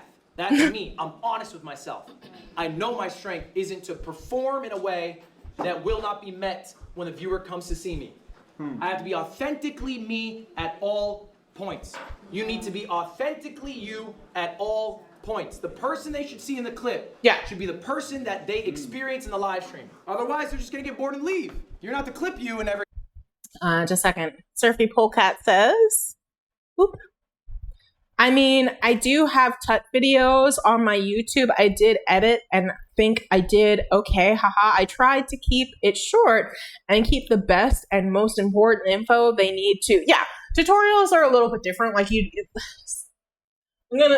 I think that you have it right with making tutorials. For me, if I'm in a tutorial and there's just lots of chatting and not like straight to the point kind of thing, I click off. I honestly look most of the time for the shortest tutorial on how to do things, because I just want to know the steps how to do things. I don't need to know anything else. I just want to know, how do I do step A? How do I do step B? How do I complete it step C? Right? Like, that's it. I don't need to know all about your like life story and all this other stuff. Tutorials should be exactly the way you're describing them. I think that's fantastic. But you said I try to keep it the best and the most important info they need to know. I mean, people not going to want to watch someone who's just sitting there sorting one thing out without talking or anything. Yeah, 100%. Get to the point. Yes, exactly. That's what I like. Yeah. And that's another thing, that when you're streaming, a great idea is when you see something that you like in another streamer, if it feels like it's authentic to potentially be you or the editing style of your videos, emulate that. Why not? Are they successful? Is it working for them? Then why can't it work for you too? Right? Like, you might have to tailor it more towards what your content is, but you can still, transfer those ideas onto your content to help improve it. Facts? Thank you. Exactly. Yeah, 100%. Like, there's so many ways in which you can improve things and learn from different people. And it's not necessarily streamer you like this. It can just be like by observing other content creators and seeing what made them successful, what feels good for you, and what feels like something that you're capable of, and then trying to emulate it. In every waking moment. It's never wrong. I think community is important. Why did I show these people? What's special about these people? Any guesses? They are all on Streamer U, but there's something more. They've grown a lot lately. They've grown a lot. That's true. They're always themselves. They're always themselves. I like that. So these three are 3 of the 5 most successful streamers from last year. These are who you should aspire. One is a Joker. Yeah. This year. All right. These people have all increased by, I'm telling you, like 5,000 average viewers. They all went in with hundreds. They have 1,000 viewers. Okay, they're now Congratulations. Okay. Yep. My guess is the reason why they're doing so well is that they actually listened to the advice of the people whose courses that they attended and then implemented that into their streaming, right? That doesn't mean that other people who did the same level of work didn't do the same level of work and they just didn't pop off. But these people definitely likely followed the steps that they were provided, listened to it, valued it, because this information is actually genuinely worth like its weight in gold. I think they all have different strengths. We're going to go all through one by one. What did Tate do at Streamer U? Built probably the strongest relationships of anyone at that event. That was able to get him, friends with Kai, friends with Ray, and Mafia-thon 3 to build a foundation, but build relationships with people here. Arky, I think, is one of the kings of authenticity. Arky wears his heart on his sleeve. It is obvious to everyone who's with him and everyone who watches him. So what you get in the clip is what you get when you hang out with him in real life. It's what you get when you watch him online. He's the same guy. Yano. Something about clipping is, clip more than you think that you need to. Post more than you, at the start, post more than, post clips that you think might not do well, and then see what actually does, and then continue to try to find clips like that throughout the entirety of your stream. Because when you're just starting out or you're just starting your social media journey, you don't know what people are and are not necessarily going to engage with. And the whole emulate the people that you like, that works to a certain extent, but you want that authenticity of yourself. So figuring out what also your target audience enjoys to see from you, clip even the most randomest of things, and you never know what's going to go off. You never know what's going to get nice popular. Motherfuckers I've ever met. She's always like that. It's crazy. I expect her to break at some point. She never breaks. Even when people are a little too much for her. Where is he in this room? He's supposed to be in this class. Even when people are too much for her. Fucking assholes. So anyway, ultimately, guys, look. What I really want you to take away from this is it's all right to farm a clip, but you should be farming it as you. Yeah. Okay? Yeah. Don't, have a burst of 1 minute of energy and then you're... Surfy Polecat says, it's like a sphere pick, and others, their viewers gone down a bit. Not sure why or what happened, but it was a bit shocked. You were a bit shocked that their viewers went down? Okay. But for example, Queso, funny as fuck, didn't take stuff literally. If someone takes the joke of him or anything, I mean, people have made animations of him where he got super big, breaks China or Tokyo City, oh no, and makes a black hole crazy animation, and he laughed, and that's what I like about him. Why? Because he's so casual and can just laugh off the jokes that people make about him. Yeah, I mean, if you're gonna be a streamer, one of the most important things that you can learn how to do is learn how to laugh at yourself, right? You need to be able to do that. And he plays some crazy games. Yeah, like you need to learn how to be able to laugh with yourself and laugh at some of the things that people are going to do, and including let things roll off your back, right? Because people are going to do and say whatever in the hell they want about you, regardless of whether or not it is true. They're going to make memes about you, and that's not a bad thing because that is also advertising. You want to engage your audience in those kind of things. Hi, Jonathan. Welcome in. Canada. That's such a random drop. Why are you just like Canada? What about Canada? Are wildfires? Are we smoking you out again? A bit random, bro. A little bit. Care to elaborate? Care to elaborate on why you're saying Canada? Or are you calling me Canada? Because I am Canadian.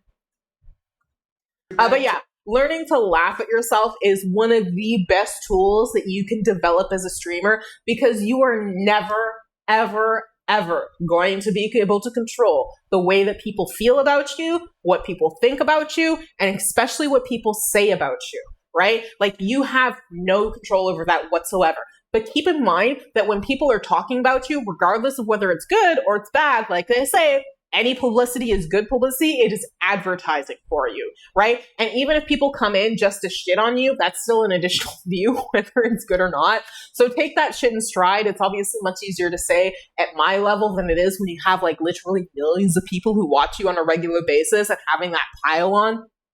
It's not going to be easy to cope with, but learning to deal with it in as healthy a way as you possibly can is probably one of your best approaches. Like you look at it as best you can. It's like a silver lining. Like even if they're being nasty to you, it's still name recognition. It's still getting you out there. It's still advertising you. Because maybe people come into your stream and you're just super chill after somebody made a nasty fucking comment and they're coming in to check you out to see what's going on and being like, oh, this person's actually pretty cool. Like this person's actually somebody that I actually like and want to spend time with, and that can work towards conversion. Jonathan says, yeah, the smoke's coming till Asia? Really? No. I literally just started smelling the smoke today. And I think that's from our wildfires. Like I'm on the opposite side of Ontario, where the smoke is probably coming from here, where the vast majority of the fires are right now. Tate's got arrested.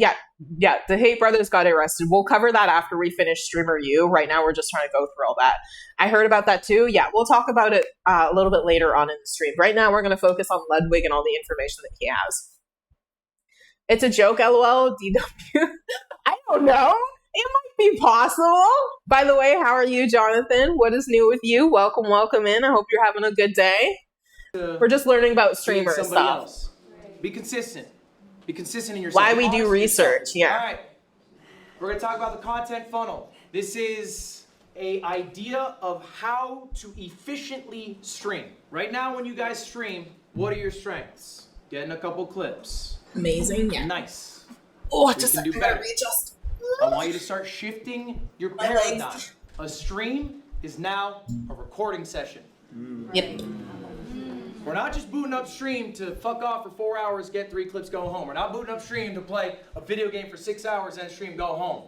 Streamer University, bro? You have a problem with it? You don't like Streamer University? I thought this was literally one of the most valuable Streamer Universities that has ever been put on. It's good info. Yeah, it's great information. Like, Ludwig literally did, like, the best job. Hands down. So much great information, stuff that I haven't seen other streamers really cover in a way that is both effective and time efficient. He did just like a stellar job. That is a waste of your I'm not just glazing me either. If you go and watch it, you will probably feel the same way that I do. It is a less efficient use of your time. This is a recording session. What can you record in a stream? This is an example of one of my streams. This is one of my best streams. Why is it one of my best streams? You make two. You had fun. No. Just a sec. I just want to look at the numbers quickly. One of my best streams? So in his best stream, he averaged only $2,000 in payments. Right? He got He got 695. This is obviously not his top stream, but this is one of his best average streams, I'm guessing. It was 6 hours long, and he got $2,000 from the stream. Just a second. You guys are saying stuff. Surfy says, like, it's going to help so many other streamers. Yeah, 100%. Who want to start, and they can watch this and get started and do stuff and don't do stuff they shouldn't. Yeah, like, this is such a valuable tool. Like, I'm so appreciative of this because I learned stuff that I didn't know. And like, when you hear it, you might want to be like, oh yeah, that makes sense. That's totally, like, I totally, like, no, you didn't know it before you heard this. It's just like, once you hear it, it's just like, that is so true. It makes so much sense. Like, totally gonna do it if you're smart. I thought this was a meme. Streamer University? You thought Streamer University was just a meme? Like, you thought it was just a joke kind of a thing? Like, some of it is. Like, there's a lot of antics that happen at Streamer University. Like, you're most likely to see just, like, pop-off clips from Streamer University and people, like, you know, trying to make content for TikTok and stuff like that. But, like, there is actually some really, really good streamers. Yeah, there's actually some really, really good, like classes that you can take, and Ludwig's is literally the best from this year. And I think that it's probably one of the top, like, throughout all of Streamer University so far. It's going to be hard to top it. Surfy says, I think that was when Kai tried it first time and didn't go well. Yeah, like, that's the thing. Is like, just because something doesn't work the first time doesn't mean that it's not going to be successful. Some, like, even Kai Cenat right now, like, this is practice, right? Like, every single time that you do something is an opportunity to practice and get better. And like, compared to from last year to this year, there has probably been a massive improvement, not just in like the content that people are generating, but also in the people that join StreamerU. Like, Ludwig's stream, like, throughout the entire time, it's just an enjoyable time to watch, in addition to the absolute W classes that he taught. Like, every single year, like, this Kai Cenat is one of the biggest streamers in the world, and look at him. Like, compare it from last year to this year, he's probably grown so much and learned. So there, like, Ludwig said it himself, there's never wrong, like, you're never too old to learn. There's never not an opportunity where you can't improve on things, right? Like, you can always be improving on things, and even if things don't go right the first time, it doesn't mean that you can't improve and make it better the next time, right? Like, I always say, try things 3 times, and after that, if it doesn't work, then it's probably not going to work at all. Time to be a boomer and say civilization's collapsing. That's true, but that doesn't mean you can't have fun. Well, civilization is definitely collapsing, 100%. Like, where humans have our focus is a little bit skewed, but like, that doesn't mean that we can't have a good time while it's happening. Let's party. Oh my God, there's a great movie about the end of the world where people are basically partying the entire time. There was some sort of apocalypse. I'll have to look it up. Maybe we'll watch that for movie night. Maybe we'll watch that for movie night. I think we're going to watch Nutty Professor for the first movie night. But yeah, as I was saying, look, he even lost 6 subscribers. He lost 6 subscribers on the stream. This was one of his best streams, and Ludwig lost subscribers. He didn't gain subscribers. He literally lost subscribers, but he still made $2,000. This is one of his best streams. That's crazy. You had fun. No. You had an event. No, I did not have an event. The title is Games with Friends. CoffeeZilla video later. Authentic. Authentic? No. No, not authentic. Video out of it. I got a video? A good video out of it. Yeah. Every second. I got multiple. Like, I just learned something about titles right there. Like, he had the main feature of the video with a teaser of what the next part of the video is going to be. Right now, I think that my YouTube titles are just way too freaking long. I need to have more catchy titles. Like, I obviously need to work on my my thumbnails and stuff like that, because they're just absolute garbage. They're just me from the stream. But like, that's like, I literally just learned something like that. Have the main subject, like the primary thing of the video, and then the teaser of what the rest of the video is going to be if you have multiple things in it. Because I'm a variety streamer.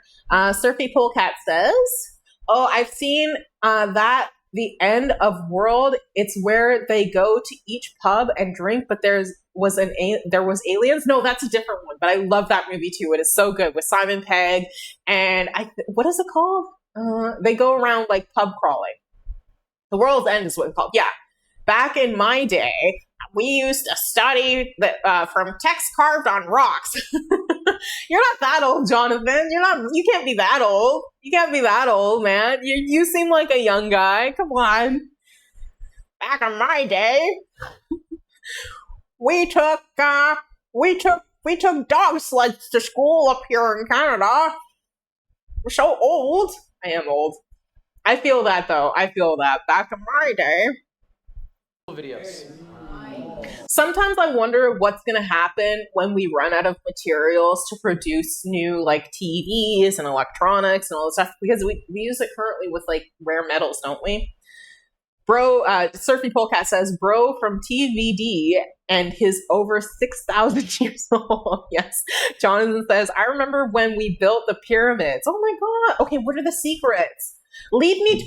You built the pyramids? Lead me to some places where I can do grave robbing and like earn money that way. I used to work on it every evening. Did you get like overtime pay or were you just a slave? Hopefully you got overtime pay. 6 hours. There's 3 separate VODs. Those are just cut-ups, not edited, of the segments. All right, I came prepared with segments. 3 different edited videos. God Gamer Gauntlet, it's a challenge I do. Magic Chameleon with some friends. And I reacted to a CoffeeZilla video. Then I also had a That's another thing you can do. If you're a variety streamer within each individual stream, you can cut those into different videos and you can like create different channels, right? Because that's also something else that you can consider when you're first starting out, is that you can make multiple YouTube channels and maybe one channel pops off more than another, and that might guide you towards more of what your audience likes or what's more successful. And that doesn't mean that you have to be completely those things, but that might be your main focus if you want to be a successful streamer. No, I used to own the slaves? Oh my God. No slave ownership, okay?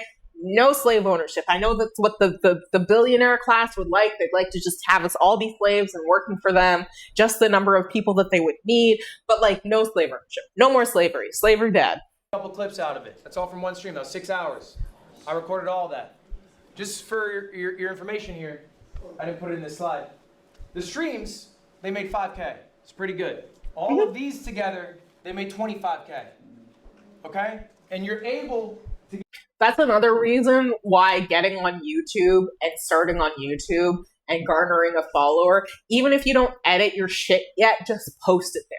Because you don't know, like, what people are going to want, and it's going to help you, you know, increase your followers. Because if you don't do it, you never have the chance to make it happen. So just do it, even if it's shitty now, you can always improve later. Because look at how much money Ludwig is making. Sure, he has millions of views, but even if you make an additional $300, like I mentioned earlier, that's $300 that you didn't have before you started doing that. And there's always an improvement opportunity to improve. Surfy says, here's a massive question. If there was only Egypt people and there was no canes to carry the massive stones, how did they build the pyramids? Okay, they rolled them along sticks. Literally. They put sticks down and rolled them along sticks and then brought the sticks from the back to the front. There you go. Jonathan says, this generation needs Christ and some good old fresh air. Okay, first of all, that's pretty rude. Hello. I mean, I understand that Canada is literally polluting the entirety of the world, but why you got to bring up fresh air right now? Okay? All right. I don't know. I can't even go outside right now and get fresh air. Jonathan says, the only university in the world that makes literate people... literal people uneducated. Oh no. Surfy Wolcat says, but it's a massive square stone, and how could they get other one on top of other ones? What do you mean? You mean like how did they initially start it? My guess is that they had the stone, right? And at the front corner, like at the front corner of the stone, what they would do is probably dig a trench to get a log underneath it and then slowly like just have it and then shove it underneath so that it lifted the stone up just a little bit. And then as they went, they sort of created an effect where it created like almost a bridge. And then they just pushed and pushed and pushed. And, you know, after a while, the sticks would roll with this. Yeah. I mean, the sticks would just break. Well, I don't mean like little sticks. I actually mean like logs, right? Like big wooden logs and stuff like that. Get all this out of one stream. We can look it up later if you just spend the time to plan out what you are going to do on stream. So everyone's hands up. Do you stream at least 1 hour? Hands up. Do you stream at least 1 hour a month? Hands up. Do you stream at least 1 hour a month? Do you stream at least 10 hours? Keep your hands up if you stream at least 10 hours. Hey. All right, 50 hours. Jonathan says, bro, We just called in the aliens and they did it. Do you really believe it's aliens? I think there's a potential that it could have been aliens. You know what else could be a potential? Is that the aliens came in and made us slaves to build them these monuments and then got bored with us. It was just like fucked off. Surfy says, also, if we can't see air, does that mean fish can't see water? That's actually a really good question. Hi, Petey. How are you? Welcome in. I haven't seen you in so long. How have you been? Everybody, this is TD Pagey. They are excellent. Here, let me give you a shout out, TD. Waxy. They started at the top and just poked the next rock under it. No lifting. Oh. TD Pagey. Amazing. Jonathan says, I was the one who called them back then. Oh gosh, why did you invite them here? Oh, TD Pagey, man. Yeah, TD Pagey is an excellent streamer. If you have not given the opportunity, go give them a follow. They haven't been on in a little while. My guess is that they're a little bit too busy. But when they do come on, it is definitely an enjoyable time. They stream Little Nightmares and Reanimal. They do speed running, and they are so full of such great information and lore about the games that you're always going to be learning something else, and seeing little secrets and stuff like that is such a good time. Even just to hear his accent and his dad jokes, I highly suggest you go and check him out. All right. Let's keep going. It's so hot in here. Hands up, you stream 50 hours, at least 50 hours. If you put your hands down, you're not streaming enough. Do you stream at least 100 hours? 100 hours a month. If you stream 100 hours a month. Why would you want to destroy the planet, Jonathan? If you put your hands down, you might not be streaming enough. Are you streaming 120 hours? Sometimes. Okay? Hands are still up. 150. My hand's down at this point. 150. All right. Some hands are still. We got 3 hands. 160. 180. That's intense. 220. For reference, every work week is 40 hours. You stream 190 hours? 350. Okay, that's full of shit. So 160 hours is a full-time job streaming. So if you're streaming 160 hours, you're streaming a full-time job. But keep in mind, if you are doing a full-time job just streaming, where's going to be the time to edit your videos? Where's going to be the time to upload your clips to YouTube and Instagram and all these other places? That's why sometimes streaming less, maybe streaming 100 hours and investing the other 40, the other amount of hours into uploading and creating content and interacting with other streamers is a better idea. Surfy Polecat says, I streamed for 12 or 13 hours before? Straight? Oh my gosh. Jonathan says, just stream your job easy. Yeah, 100%. You could do that too. If you work at 10 hours, sorry, no problem. You stream 10 hours straight or you stream 10 hours a month? How many hours do you stream? Can I ask you? Around 200 hours.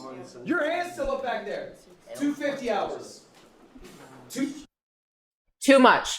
100%. You might get people. I'm assuming that this person has a team to help them work on social media as well as their streaming. If they don't, that's insane. That's way too much. You're going to likely burn out. It's not easy to maintain.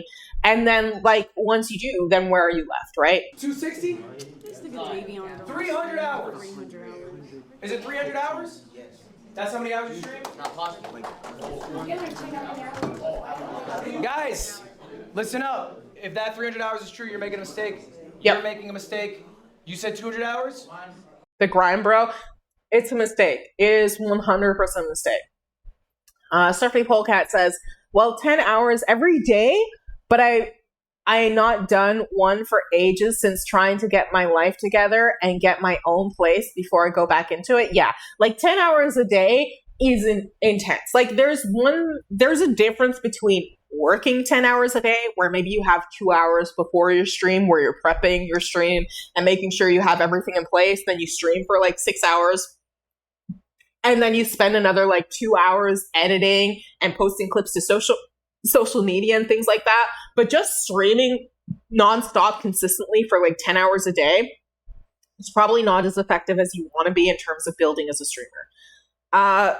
Jonathan says, money's easy to make. Just do what you like. Yeah, to some extent. I think with like stuff like streaming and stuff like that, like it's easier said than done. Like Ludwig in the start of the entire video went over how many streamers just went live on Twitch alone.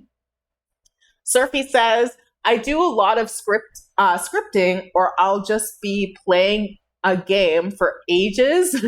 So my morning to afternoon to nighttime, then that's when I end. Yeah, like I don't think there's anything wrong. If you just want to show up and like, you know, stream a game, that's totally fine. But like, where are you going to find the time to edit, right? Like, and think long term also. That's the only reason why I'm advising this. Like, if you really want to grow, then I highly suggest streaming a little bit less and investing more time in editing, investing more time in posting, investing more time in actually developing the weekend. Yeah, but then you have like absolutely no time for yourself. And that doesn't necessarily mean that you're going to be able to produce the quality, because are you going to actually genuinely be able to edit like 5 days, 10 hours a day, 50 hours worth of content within 2 days? Not likely. Like, unless you have a team doing it for you, like, it's very unlikely that you're going to be able to effectively edit, get the appropriate clips, and go over 50 fucking hours, like, in a weekend to be able to go through everything appropriately. Jonathan says, I want to be powerful, so I'm just going to work as much as I can in my field of profession. Fair enough. That's fine. I don't think there's anything wrong with that if that's your goal. I think that it's good that you enjoy what you do also. But that's also an effective method. That just isn't necessarily an effective method when it comes to streaming, right? Like, every single job obviously has its own, you know, method of success, arguably. But when it comes to streaming a little bit less and investing more time in the behind the scenes is probably a better method of actually retaining and getting growth. Surfy Polecat says, get up early, start edit part of it, save it, go out, have a few pints, come back home, sleep, wake up, and do more editing, etc. It's possible, just got to work out your schedule. I guess so. I just think that it's more effective to have a better work-life balance, because, like, how long is that sustainable for? Jonathan, power is more important than liking the job itself. I want power and money. What would you do with all that power? Like, what would you do once you have all that power? What would you do with it? I want a cheeseburger. Oh my God, me too. I am starving. What kind of cheeseburger do you want? Do you want just like a classic BLT kind of cheeseburger? Or do you like chicken cheeseburgers? Or like, what do you like? I got corrected, 161. That is still too many hours in my mind. I think you guys are streaming too much. I genuinely believe that. I think every streamer should be streaming in the sweet pocket of 100, 150. I think that's like the perfect zone, 100 to 150. Cheeseburger only? What about fries? You want fries? Oh my God, one of my favorite fucking things is to take, do you guys have Wendy's where you are? Wendy's chocolate frosty, the classic, chocolate frosty, dip in them fries. And by the way, Wendy's has the best fries. I don't care what anybody else says. Wendy's has the best fries. Dip in them fries into that frosty, into your mouth. Oh, so good. Jonathan, go after my enemies and get more power. How many enemies do you have? You don't have Wendy's where you are? Oh my God, Surfy. If you ever make it here, I will take you to Wendy's on me, okay? You how many enemies do you have, Jonathan? What? I'm confused. TD Pages, Wendy's here only do ice cream and hot dogs? What? Seriously? You don't have like burgers at your Wendy's? You don't have Frosties at your Wendy's, TD? We have Max, KFC, Papa John's, Crispy, etc., but you don't have Wendy's, Surfy? You guys' Wendy's these days are weird or non-existent.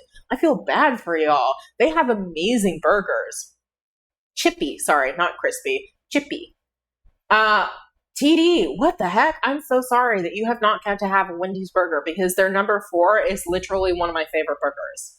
Number 4 with fries and a chocolate frosty. Perfect meal, honestly.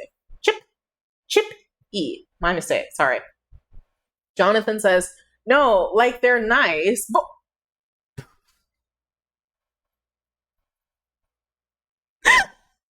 they're nice, but they're my enemies because they won't let me rise up, which is why I'll fire them or something. So, oh my God, Jonathan, what the hell? Hello, why would you fire them if they're nice? Why would you not want to keep them on as employees? Surfy Polecat retorts, yo, Jonathan on another level. No kidding. What the hell?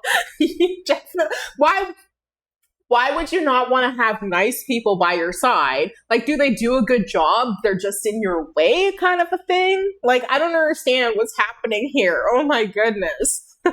Some of y'all need to do more. I've looked at your stream hours. Some of you guys aren't doing enough. I think some of you guys aren't sure if you want to be streamers. I think some of you guys are still exploring that. That's fine. But if you want to be a streamer, I think at least 100 is right. I think anything over 150 is a waste of your time. You're just being less efficient. Okay, why? Yeah. Because you're not getting the value of each of these streams, right? Your 6 hours. Plus, the quality of your streams might diminish, right? Like, because you might be more tired than what, like, you need to do to perform at the level in which you might actually like to. Like, sometimes less is genuinely more. This is a great lesson. Your 6 hours, what can you show for? 4 Instagram clips? Okay. How much did that make? Yeah. Jonathan says, because I want loyalty and they have morals and are preventing me from achieving my goals, which is why they need to leave the organization. I'm not even working yet? Oh my God. Then how can you know they need to leave the Are you like an intern or something? Oh my goodness. How do you know that nice people aren't going to be loyal to you? Do you think that just ruthless people are going to be loyal to you? We're already boss without working yet. I mean, it's a good mindset to have if you want to rise to the top. It is a method of being successful, is to be that driven. But I just don't understand the logic. I would want kind people close to me, right? Like, that's what I would want to garner my loyalty from. It's not just from the money that I provide them, but from the quality of the relationship that we have between us. This is a future scenario. Okay, I see. I believe that you will rise to the top, Jonathan. I believe that you have this potential. I think that you have a great mindset towards it. A little bit scary, but very much status quo for what it makes a successful CEO. Power and money, Exactly. 100%. So we're going to do a little exercise right now. And this is an exercise you guys should be doing every single day. Rise, waha, rise, Jonathan, rise. You should be doing it every single day. I do it every day. I've been doing this 8 years. I think of stream ideas every fucking day. I'm the only guy who thinks of them. Other people have teams. I think that could be a very helpful thing. I'm a little protective over my process. That's just my personal style. On your phones or pen and paper if you prefer. This is an activity. Get them out right now. Break them out, come on. I want you guys to be writing down 3 different stream ideas. Okay, just a second. Jonathan says, I'd be kind to them and then fire them after getting what I want from them and then appoint yes men in power? Oh my God. You are a CEO and you have not even started yet. Yeah. Yep. That seems about right. 100%. Am I talking to Elon Musk? Excuse me, who am I talking to right now? My goodness. Surfy Polecat retorts, bro gotta take out the host to get that admin boss power, then he can fire them? Yeah. Like, but what about this? TD Pagey says, there are 3 Wendy's in Queensland that do the menu like in North America. The restaurant in Australia is just ice cream parlors that also sell hot dogs. Interesting. I never knew that Wendy's sell hot dogs because they don't do that here. Sell hot dogs and ice cream. I forgot what I was going to say, but yeah, like Jonathan, you seem like you're a CEO in the making. I think that you're going to go far. But what if the people that are kind to you but what if they're also yes men? Or do you think that yes men can't be like kind people? Yes men are just yes men. I would never want to be surrounded by yes men. I feel like that, like, I know once you have power, having yes men probably feels real nice, but I would always want somebody chirping in my ear, like, that could potentially tell me the downfalls of what I'm going to do. Like, I would not want people that would not feel comfortable coming to me and be like, yeah, you know what?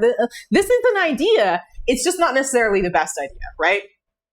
I would always want somebody in my corner that would have the comfort and capability of being wise enough to be like, you know what? Not the best idea.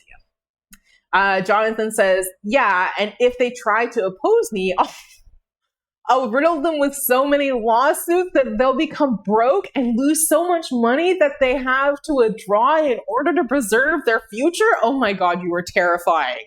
You're terrifying. Surfy says, why is he sleeping on the job? I don't know. The problem is they have morals and that's not good. Why? Why is having morals a bad thing? Like, why is having morals a bad thing? Right? Like, what is bad about having morals? I like having morals. I like that having morals keeps me grounded as a person. It literally influences my personality to have morals, right? I might not be the richest person in the world, but at least I'm happy with myself to at least, like, you know, a reasonable extent. I'm not a perfect person, but, you know, pretty good, I would say. Goodness, you don't want to have morals? Do you not have morals? Are you that cutthroat? You got a chair? Yeah, I got a good chair, baby. I got the best chair in streaming. Well, maybe not the best, but I got an awesome chair in streaming. Someday I will upgrade it. Now to make it a little more complicated, we're gonna do 3 different tiers. I want you guys to come up with a $1 idea. Free. Something you can do anytime, any point. A $1,000 idea. Something that you might not necessarily, these things are not necessarily things that you can do right now, but they're goals to strive towards. Jonathan says, because they're messing up my goals by stopping me from doing it because they're stupid morals or whatever. Okay. What if their morals were like, yeah, we could do this, but it would end up killing a lot of children? Would you fire them then? Okay, maybe something a little more ambitious, something more planned out. Like, what if it was, like, what if the barrier was like, yeah, we could do this, and it'll earn us just an additional $1 if we do, but we'll have to kill a lot of children to do that. Would you still fire the people and stuff? Surfy Polka says, upgrade it. Are you going to put LEDs behind it or have wings on the back or something? I don't know. Maybe I'll get a completely different chair and a completely different setup someday and upgrade it that way. But LEDs behind it sounds like a good idea. I like that. Whatever. Maybe it flashes every so often, or like maybe I'll have like a little like LED sign up here that shows the most recent subscriber or something, like, or the top tier like gifter or gift subber or whatever, and it'll scroll by, like, you know, those signs that like advertise at 7-Eleven and stuff. That'd be cool. And then final one, a dream idea. 100. How would cutting company spending kill children? Oh my God. Have you seen the way, like, do you know how companies run? Do you know how companies make money? Look up, like, chocolate. Look how chocolate is made and the spoils of chocolate, and then learn about how cutting company spending can kill children. $100,000. Dream. Doesn't matter. I'll give you guys a few minutes. I want you guys to seriously write these down. You don't have to come up with all 3 right now, but come up with at least one right now. I'll show you mine in a moment. Go ahead, write. I'll give you a few. $1 idea, a little bit more than $1, but something that you can benefit from for yourself. So it's like kind of multifaceted, even if it isn't a big stream. Cooking stream, crafting stream, lots of different stuff. Go for a walk, go for a hike, go explore like a museum or something. Like, those are all great ideas that are low income costs that you can do immediately. I wouldn't rely on child labor. How do you know? How do you know? What company are you going to work for? You don't know whether or not your company, like, what if your company ends up poisoning? Like, it doesn't involve child labor, but your company ends up working with, like, poisonous chemicals, and you spill it into the water, and then you give a whole bunch of kids cancer, and then they die, right? Like, there's other ways. I just use robots instead. There's other ways the companies kill children, and it's not necessarily through child labor.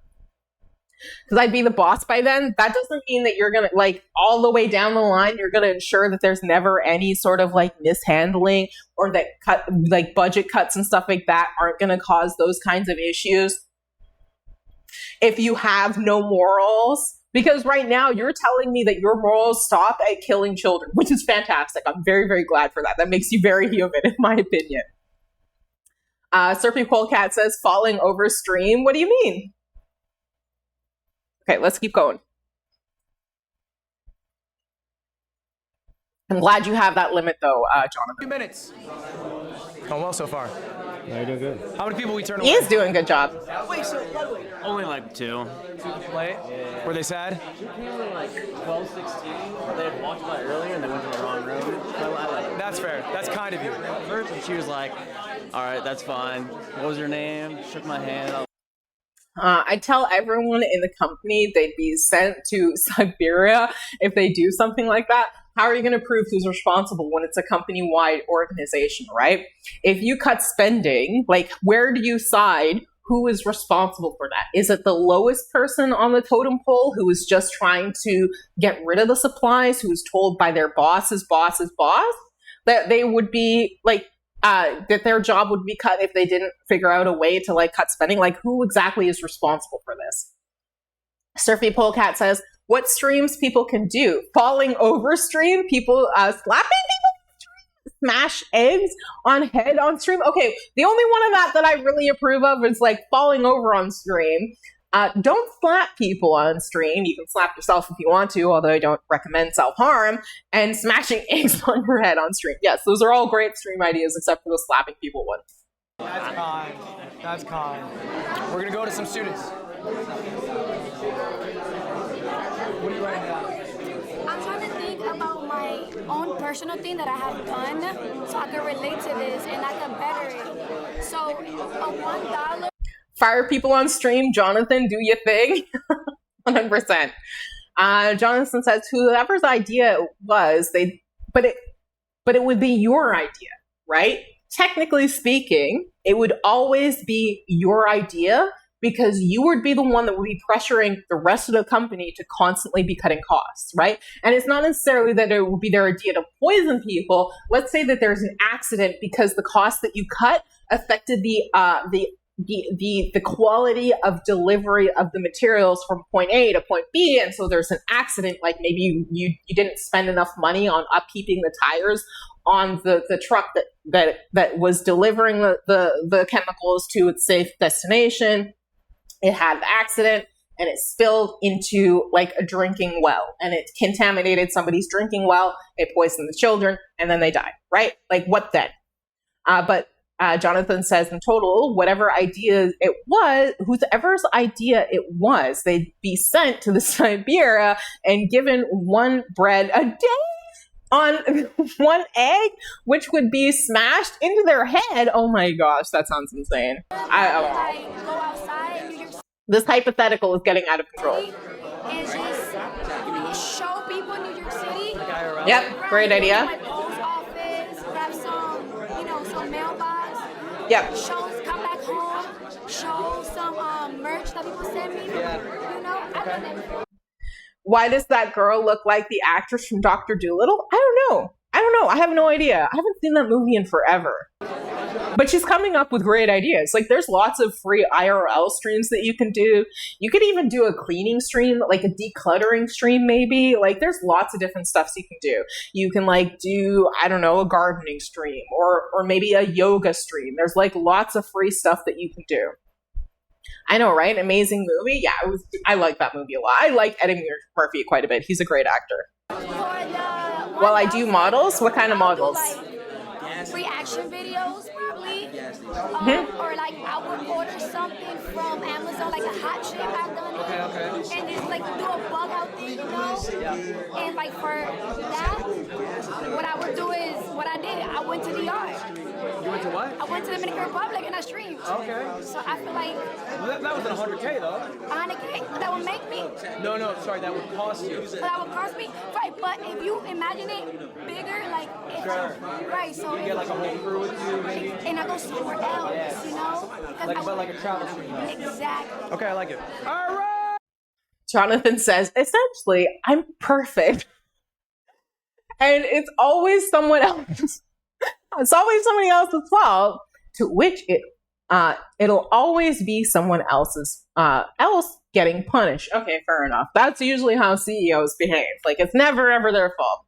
I got to do a model called Junker Jew 87G-2STUKA. What is that? Like, what is that a model of? Like a figurine? You could definitely stream like painting models and stuff like that. You can stream doing board games. You can stream like playing cards with your friends. Like, lots of people do reveals and stuff like that. And aircraft, that's cool. Yeah, aviation is super popular.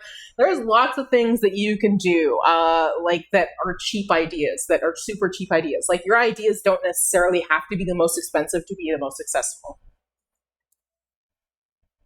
Boom, please. Hey! I'm sure you guys are still mulling over your ideas. Just a sec. I'll be right back. I just gotta grab a This snack. Thanks for sticking around while I do that, You guys. should be doing again. How often? Every fucking day. I want to hear a few of your ideas. What you got? All right, so boom. I go by Larry King. I'm a cashier at a gas station. So for a $1 idea that I could do, I could just be desktop at the crib. You know what I'm saying? Talk to my, my community, my people. Okay. I could buy like a hot chip or whatever, do that on stream. You know what I'm saying? Desktop. For my $1,000 budget or you know what I'm saying idea I have for that, 24-hour stream at my gas station. You know what I'm saying? I could pay for a tent to sleep inside, like a tent or whatever, because we do have running customers. Are you paying for production crew? No, it's just me. Okay. Just me. But I'm paying for like a bunch of things that we could do in the gas station. Yeah. That's my $1,000 idea. Okay. Now for my $100,000 idea, The dream. I want to do a gas-a-thon. 30 days straight to gas station, 24-hour security, 24-hour surveillance, which we do have, and I want to have mad different things going on in the gas station. Okay. I like that. $100,000. I like that one. All right. I just want to hear your best idea, Jason. What you got? Best idea? $100,000 idea. I want to do a boxing event on an island for 7 days. Oh yeah. That'd be cool. That might be closer to $500,000. Surfy Polecat says, "Oh, not just painting. It's a whole." Whoops, sorry, just a second.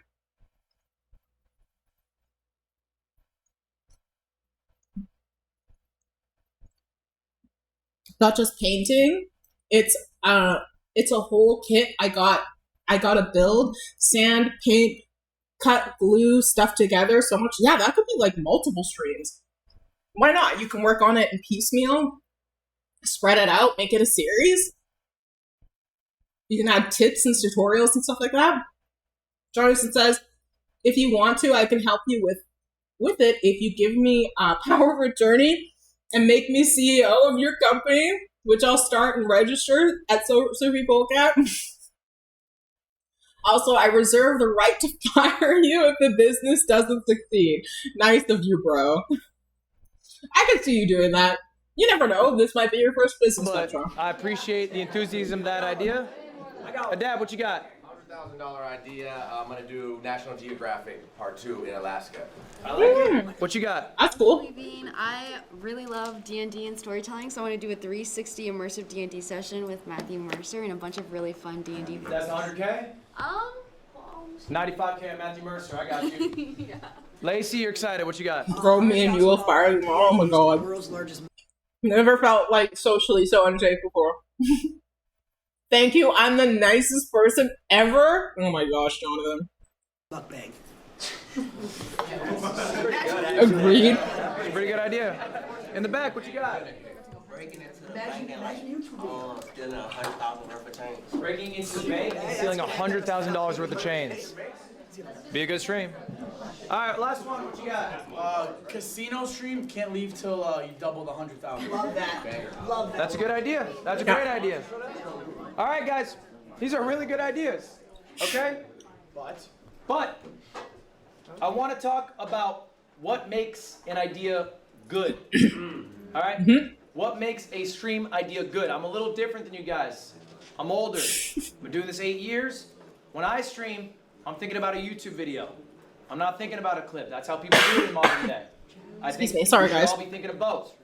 I think you guys are already good at the clip. That's second nature. Let's stop thinking about it. Let's think about the thing that's more sustainable. Holding long-term viewership, making a YouTube video, being authentic. Let's work on those weak points. The clip is second nature. For me, I have to do the opposite. The YouTube video is easy. How do I get a clip? I'm 30-fucking-1. I don't know what to do. That's not all. That's where you're going. It's practice. It takes time. So anyway, I'm going to go through a couple of my ideas here, and then we're going to talk about what makes an idea good. This is one idea here. This is a thumbnail for it.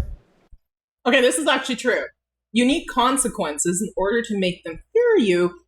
I would say that in order to get them to respect you, you need to have boundaries and consequences for people who break those boundaries and perform well. Yeah. It's called Bro v Bro. A lot of people stole this idea. It's a good fucking idea. It's basically me versus another creator, finding out who the better gamer is. We do a best of 7, competing in a variety of video games. I've been doing this for years now. I know it's a good idea because Ron stole it, Jason stole it, Jinxie stole it. One note on that. When someone steals your idea, congrats, you did well.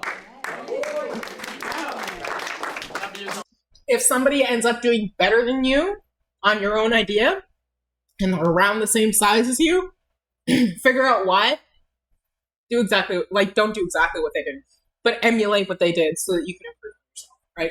Do not feel bad about it. Do not be bitter about it. Do not reach out to them about it. It is okay. And here's ultimately the truth. Someone who steals an idea makes you their ceiling. They will not be bigger than you until they do shit better than you. Yep. And if all they're doing is mimicking you, then I promise you, they will never surpass you. He's right. I do different things. I do different things too. Next idea. This is $1,000. This is an older one. It's called an Amazon stream. Stole that shit. I gave my chat $1,000.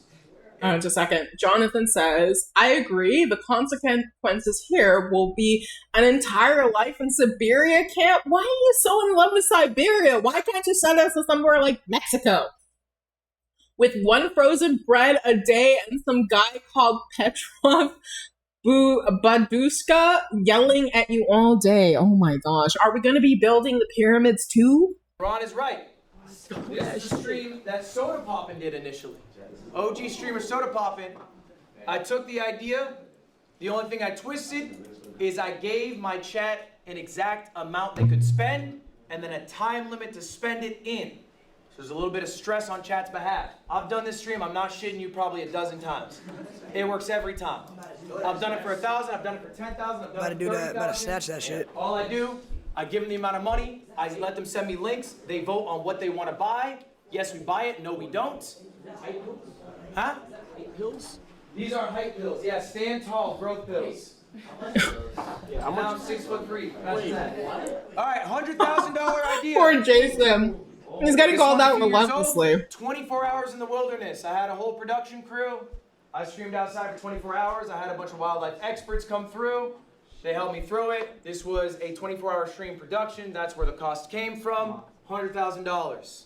Did you make money on that stream, Ludwig? Fuck no. It's a good question. Why not? Because it costs a lot. And you don't necessarily make more. It doesn't scale that way. For me to Jonathan says, no, we'll make the compatriots in the camp do it for us. Okay, sweet. make that That's much fair. more, I'd have to I can get behind that. That exponential increase in viewership. I'll say maybe at the time I was averaging like 17K viewers. I think for this stream I might have had like 27K. It's more, but it's not enough to cover all the bills. Was it worth it? What do you think? Mm-hmm. Why? Long-term growth. Yeah, even though it was a live stream, 24 hours, right? Mm-hmm. You could get clips, YouTube, shorts, and it's like so many that you could benefit from just that. I can do that from my home for free. Okay. Yeah. It's different too. Adapt? I think now you have the case study of what that much money turns over for content. You know when you can spend that much money, when you should stay at the crib and spend less money, and you know it gives you an idea of where. Yeah, was it worth it? Around. That's true. I think you can trial things. I think you should take risks. I also think it's okay to have lost leaders, big ideas, big events. So lost leaders, you might see them like in grocery stores and places that you go shopping. It's when you see a nice item priced really, really low, and loss leaders are something that are designed to draw people into whatever it is you're selling, right? In which case, for us as streamers, we're selling ourselves, right? We are the product as streamers all the time, no matter what. If anybody tells you different, they're full of shit. They're like, well, no, actually, it's my merch that's garbage, okay? You are the product when you are a streamer. And you know, having videos like this, what is a loss leader, is a way to bring in outside people that maybe you didn't target with your regular streams, but end up wanting to stick around because they enjoyed that stream so much that they just like spending a good chill time with you. It can also work as a treat for your regular viewers that like enjoy when you occasionally do something different. It's not something that they expect all the time, but it's a nice little drop here and there where it's just like, okay, this is super cool. Like, this is something new. It's something that keeps people engaged. It brings new people in. Even if you don't generate a lot of money off it initially, the idea is that bringing people in on this quote unquote loss leader will cause them to, at least a certain portion of them, to convert to buy more of your product, or in this case, viewing more of your streams, viewing more of your TikTok, viewing more of you, essentially, helping you generate more income in the long term. Jonathan says, if they want to, I mean, they will because we'll take away the bread too if they don't agree. Oh my God, you were such a slave driver. This is terrible. Don't do this. We have to at least feed our slaves every single day. Maybe they don't make a lot, but they mean a lot to the people who watch you. Yeah. People see the effort that you put in. If you are not doing things that are exciting, yeah, it's a method of showing appreciation to your current viewers and potentially bringing in new to viewers. Exciting to them, viewers slip away. There's a lot of competition out there. There's a stat I heard year over year, all right? Your viewers will change. Oh, my glasses keep on getting dirty. This year, if you have 1,000 viewers next year, 50% of those people will be different. Let them eat cake or snow. Oh my gosh. 50% of those people will be different. It's not the same people coming in. You don't have this static pool. People got lives. People get older. This is another reason why you always need to be posting as a content creator, right? So sometimes these lost leaders can also bring in those new viewers. They can help recycle the people who are eventually going to leave. I got one more for y'all. This one is $1 million. This is Streamer Games. And this is a follow-up to your question. Okay? Is it worth it? Streamer Games, year 1.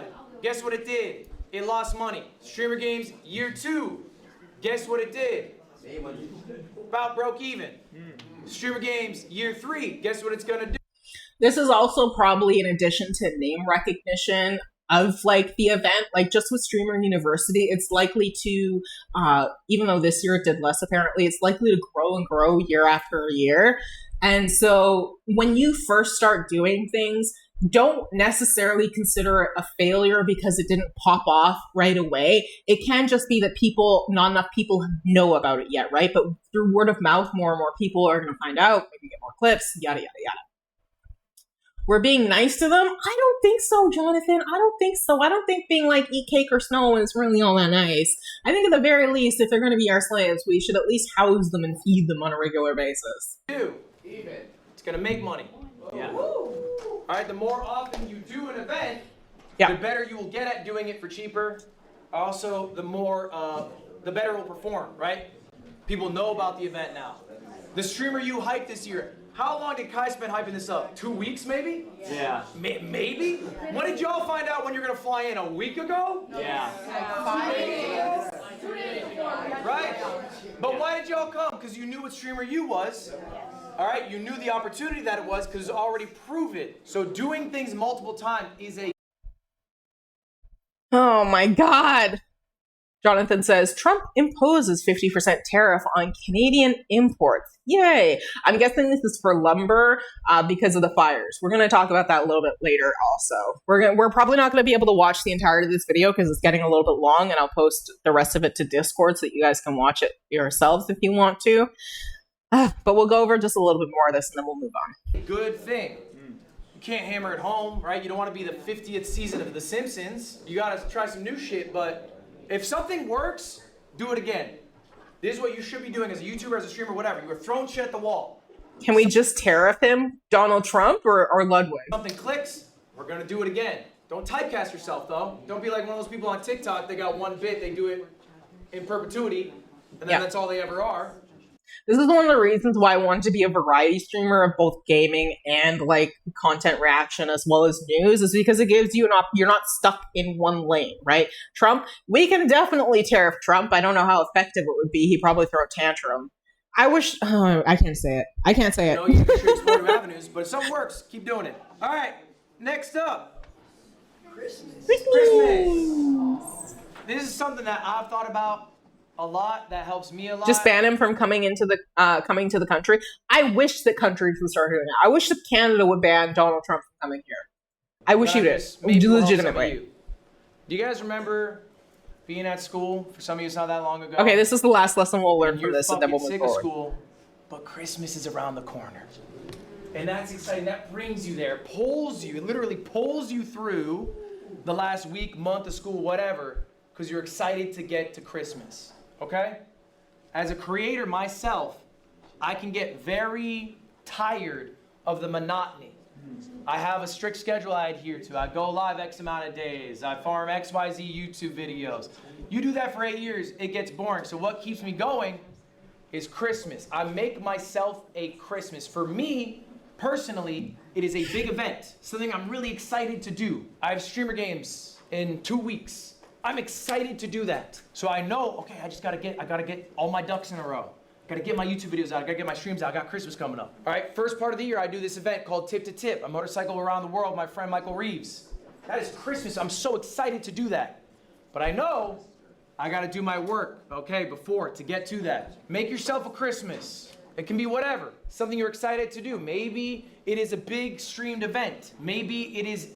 A lot of people's quote-unquote Christmases, when you're smaller streamers, are your birthdays. Like, that's a natural Christmas that you can have multiple times a year. I mean, not multiple times a year, but, like, that's multiple streamers do. Like, they'll have their birthday be their Christmas. A YouTube video recording. Maybe it's a vacation.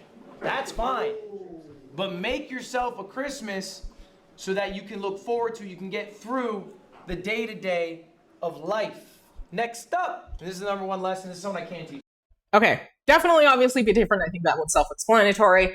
We're going to move on, though, because it's been a long time since we covered that, and we will discuss it later. First, we're going to cover the Kai Snap thing that Surfy talked about earlier, about having food thrown in the trash. What? Getting a snack from a vending machine. Uh-huh. Stop being a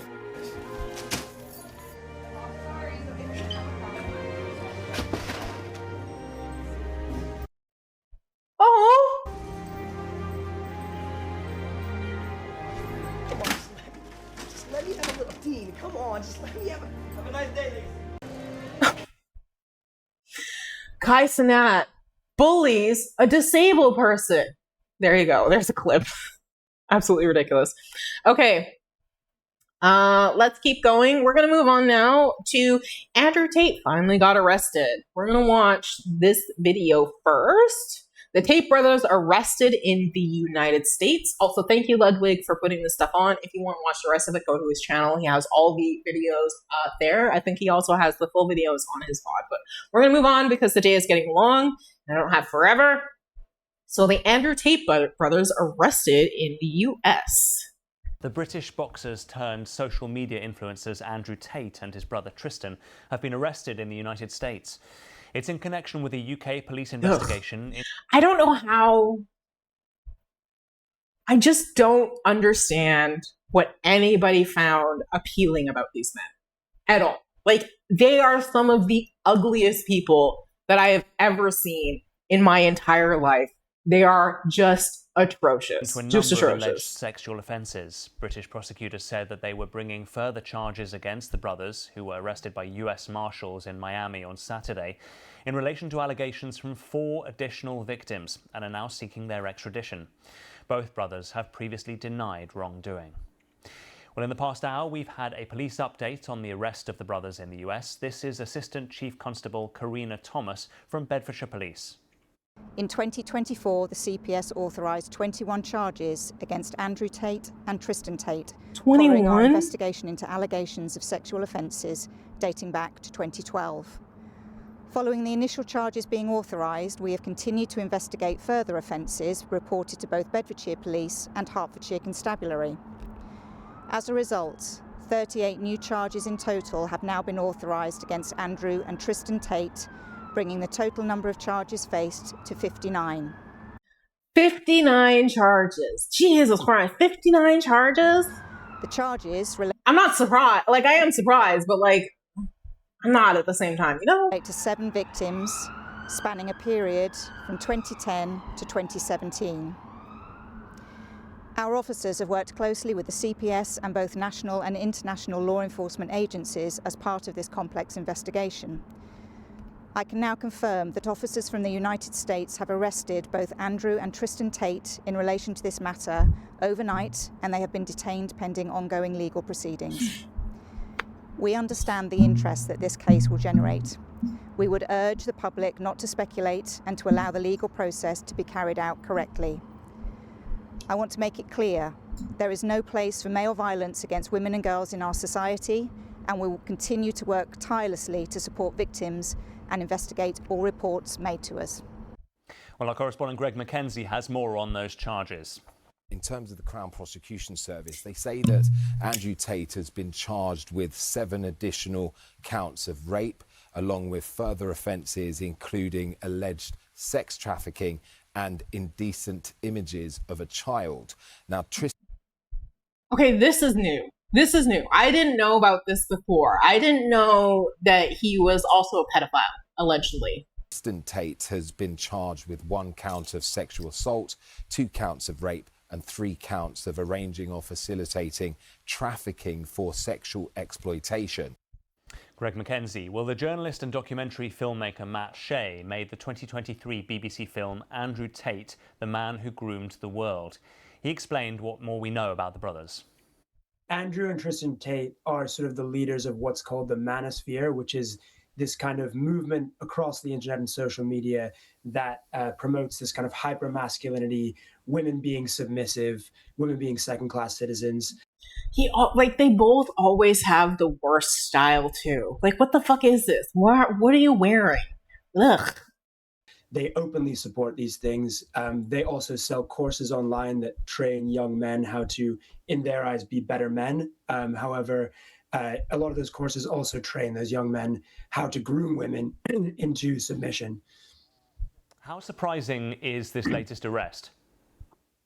Well, it's surprising because we have to remember, right, that throughout the litany of accusations against the Tate brothers, perhaps the biggest ongoing right now is the Romanian investigation into them. So there are 2 indictments in Romania. There's one from 2023, which alleges both Andrew and Tristan Tate formed an organized criminal group and did human trafficking and were guilty of rape as well, and a newer investigation involving additional allegations, including trafficking of a minor, sex with a minor, money laundering, witness tampering, and the list goes on. Now, the Tate brothers deny all of these allegations, but that investigation is underway in Romania, and the agreement that the UK had with the Romanian authorities was that they would wait for those for that investigation to complete and any sentencing to complete before the Tates were then extradited to the UK.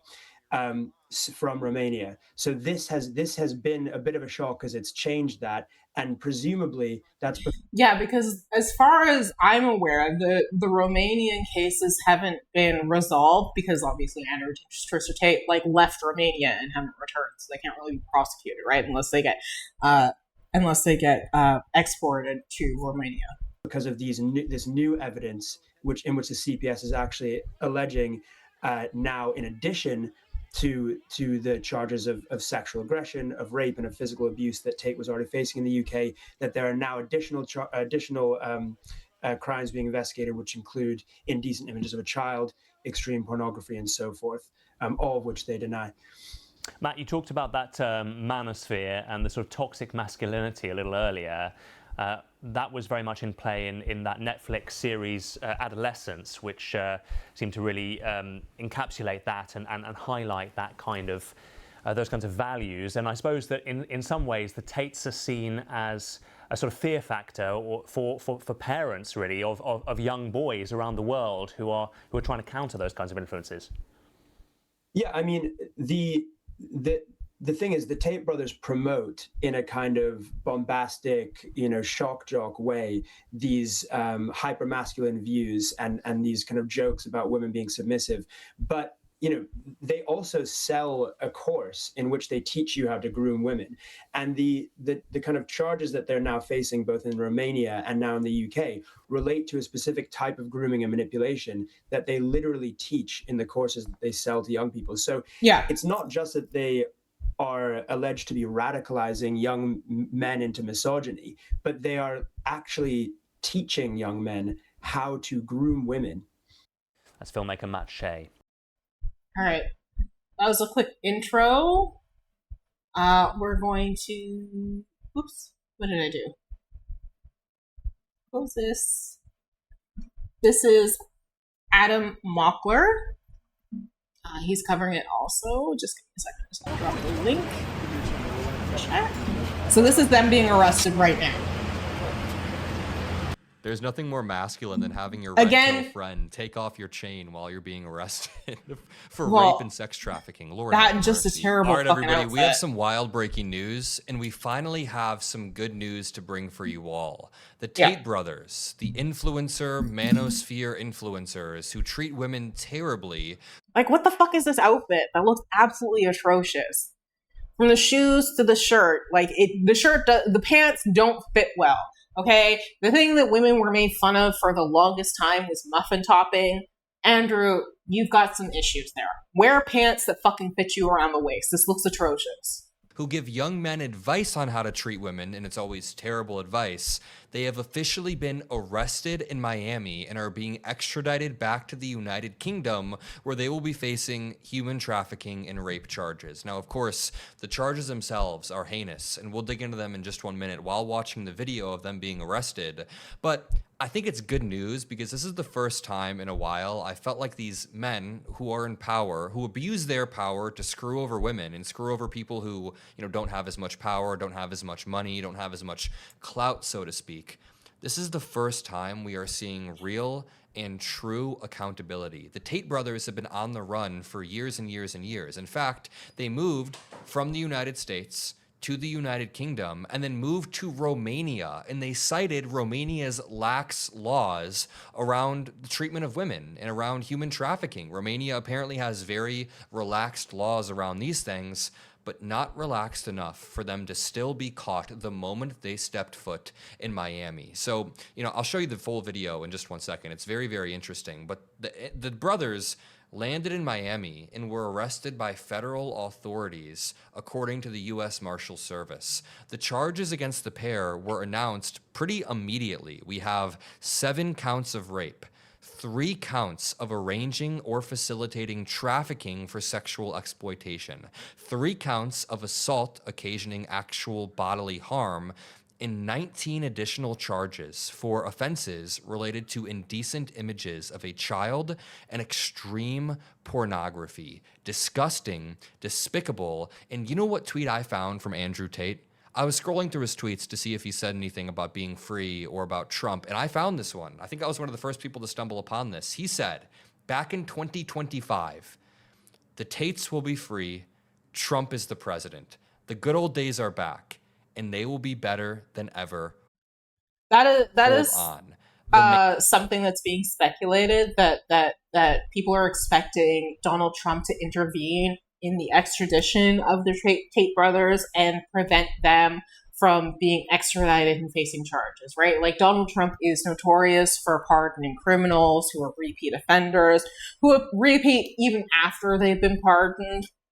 Like, that's what's occurring with a lot of the January 6ers and then a lot of the people that he's pardoning. So if I were to put a bet on it, I would say that there's probably about a 70% chance of Donald Trump actually stopping the extradition. I would not be surprised if that happens. And who was saying that the Tates will be free because Trump... Suspecting? Sorry, nasty people. I forgive tweets like that if they were from 2016, 17. I think that 2016, 17, 10 years, it depends on the tweet. And depends on if the person is actually changed. Like, obviously Andrew Tate and whatever his brother's name, they haven't changed at all. Also, welcome in. People who didn't know better, they thought they were voting against anti-establishment. You mean people that voted for Donald Trump? Yeah, I think that a lot of people, the first time that Donald Trump was voting in, and even arguably the second time that Donald Trump was voting in, because Donald Trump, his first term was nowhere near as bad as he is this term. They genuinely were voting for what was their version of the Obama change kind of thing, right? Donald Trump ran on pretty much the same concept and idea of what Obama did. He just repackaged it as his own brand. And so that was incredibly appealing to Republicans, but it obviously didn't turn out the same way. So it really all depends on if people have adjusted and grown throughout this time as to whether or not I'm personally forgiving. Like, that's my bar. Just a second. Jonathan says, I love the establishment. Look at all of the ruin these anti-establishment politicians have brought upon us. Yes, it is so good. I eat it every night for dinner. The establishment is my friend. I love it so much. Oh my God. I'm totally not anti-establishment or anti-capitalism in any way. Can I call you nasty, or do you prefer suspense? I would never, but I got how people fell for it. Yeah. Like a lot of people, like Donald Trump has opened Spencer. Okay, I'll call you Spencer. I like that name. That's a great name. Welcome on, Spencer. But a lot of people who voted for Donald Trump are obviously very ignorant, but they're also they were very hopeful, right? Like, they actually believed in what he was saying. They weren't just voting for him strictly because they might have been spiteful towards trans people or black people or whoever their other was. It wasn't necessarily just because of that. It wasn't necessarily the main feature. A lot of things that got people on board with Donald Trump was because he was going to quote unquote drain the swamp, even though what he actually meant was that he was going to drain the swamp into society, right? Like by pardoning everybody and things of that nature. Oops. Sorry, guys.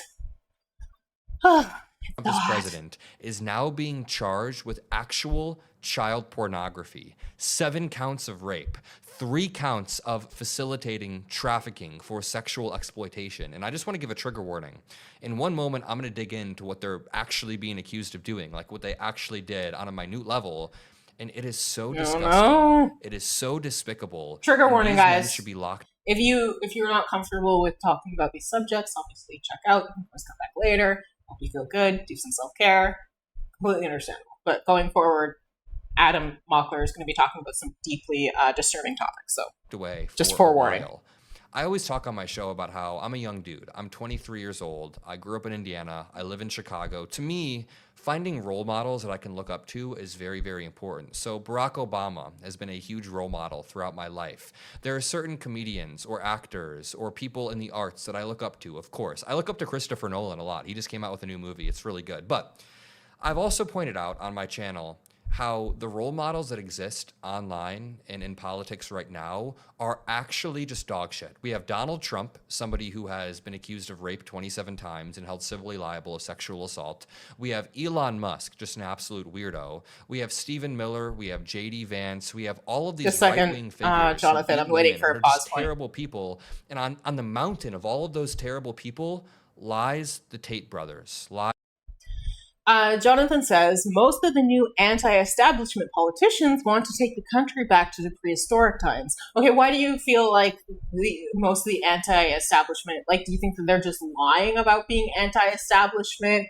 Or do you think that they believe in anti-establishment and are anti-capitalist or at least anti-free capitalism?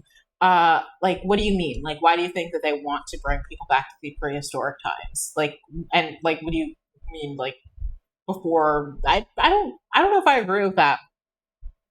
I think true anti-establishment politicians, which is kind of feels oxymoronic in nature, likely are just, anti-corruption. Maybe I'm thinking of something different. Andrew and Tristan Tate. I have had to watch young men's minds, like my friends, their minds being distorted by the Tate brothers because they give this advice that is absolutely dog shit. Their advice is basically disrespect women. Women don't have feelings, so you can treat them however you want.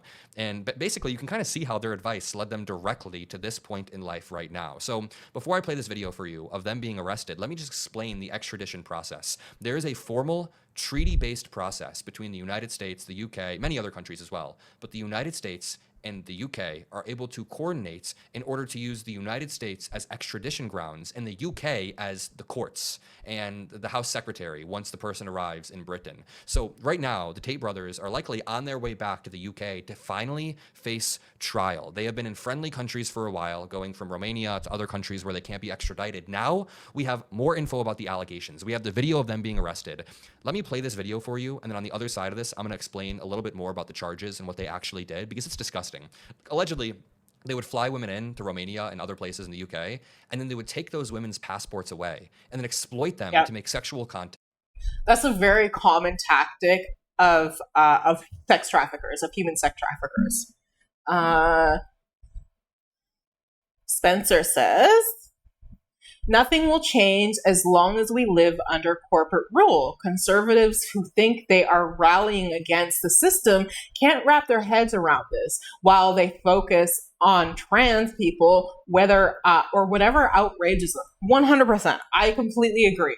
I think that it is just like the reason why I think that people who target others like that, they're just looking for an easy answer. I think that they know deep down that that's not actually going to solve any of their real problems, but they're just so desperate for any kind of win that they will take whatever target they feel like they can get one over on. And that is obviously going to be people with less power than them, people that they already technically winning over because they have more power over them. And it just gives them a quick, easy sense of satisfaction.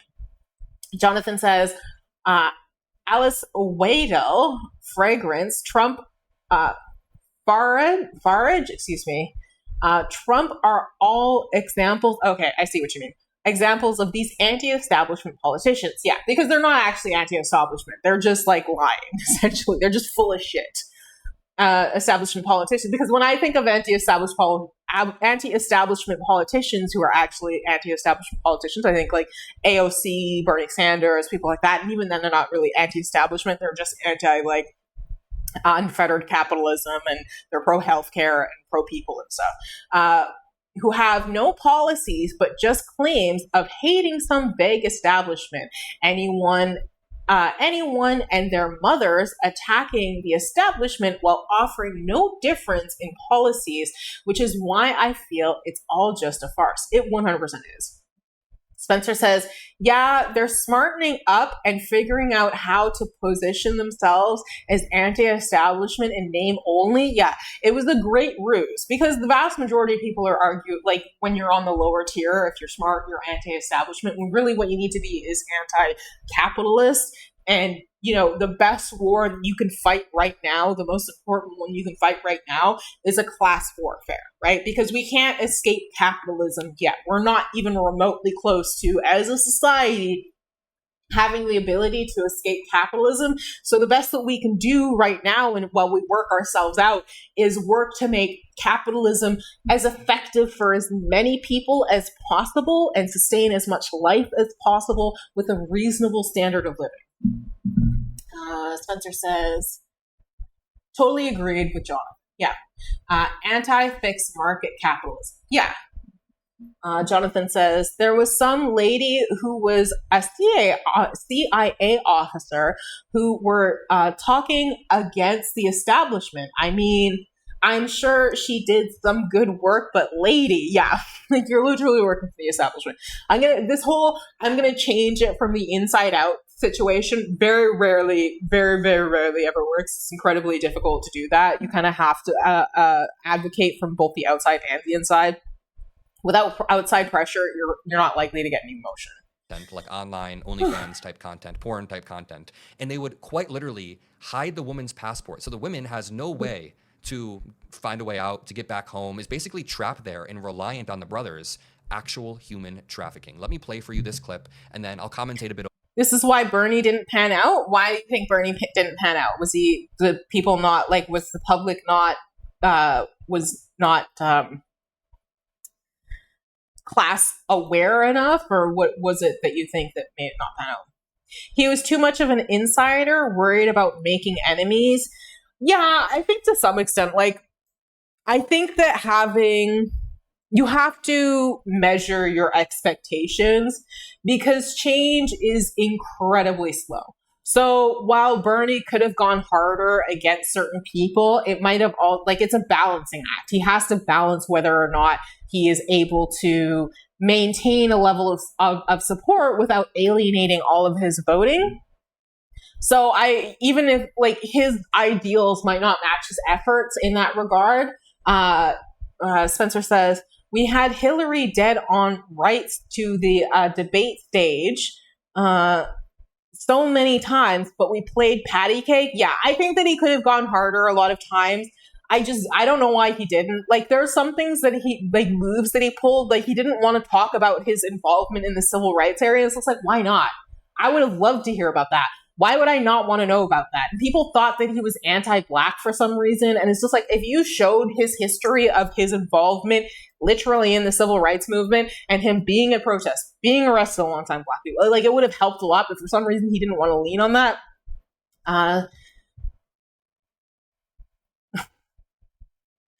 Jonathan says, just eliminate your enemies through any legal means possible if you make some. Hopefully, I know that I have enemies, but, like, I just don't care about them.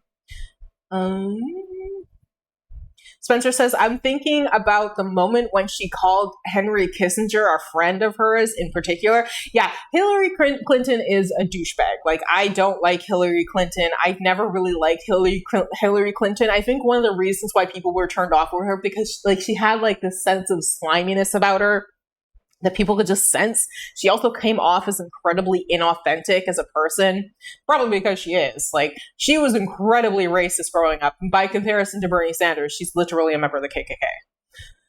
Kissinger would have made an interesting president. I don't know. Her career should have ended that moment. I would have buried her. Fair enough. Hilarious Hillary? I don't know. I don't think she's funny. I think she's just creepy. I find Hillary Clinton to be relatively creepy, personally. She just gives me an ick vibe. Over it, and I'll visit you on the other side. As always, if you appreciate the fast breaking news that we bring you all, the easy to understand breakdowns, make sure you drop a like, make sure you subscribe. We live. You think Bill Clinton's kind of funny? Media, and we appreciate. I think he's funny as in a, like, kind of a weird old dude kind of funny. But that's the thing, is, like, people can fool you with their charm. He's still a terrible person. Appreciate each and every single one of you for supporting us. Check out this video. I'm gonna let it play out.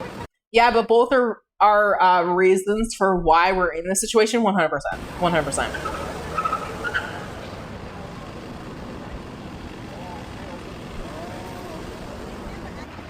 Mr. Tate, would you mind signing? Hey, Tate. No way someone asked him for a signature when he was being arrested. No way. So this is in Miami as the cars are pulling up and arresting him. Bill's a nice guy. No, he's not. He just, that's the thing. It's like charm can, like, some Albanian guy told me that. Oh my God. Jonathan, I thought you were serious for a second. Spencer says, Democratic Party got completely neutered in the 90s because of him. I'm going to be honest with you. I think that if at any point the Democratic Party was, like, genuinely effective, we never would have been in this position in the first place. The Democratic Party has been so ineffective for so long that now we have Donald Trump as president. Like, there have been, you know, although we have advancements in technology and maybe infrastructure, in terms of quality of life, things have improved a little bit. But, like, in the United States, you guys, like, still don't have universal health care. Like, what would be the most impactful thing that a Democrat could do for the general public if they were elected president? Publicly funded healthcare, 100%. Above removing taxes, above, like, you know, World Cup or improving the White House or whatever, universal healthcare would be the most effective thing that they could do. And I guarantee you, if somebody ran on providing and implementing universal healthcare, they would win in the landslide. I guarantee it. Yeah, since Reagan, our presidents have followed a linear or line of thinking. Yeah, it's very rare. Like, that's why people like Bernie Sanders and AOC, like, stand out so much, is because they are so different compared to the establishment Democrats that there are.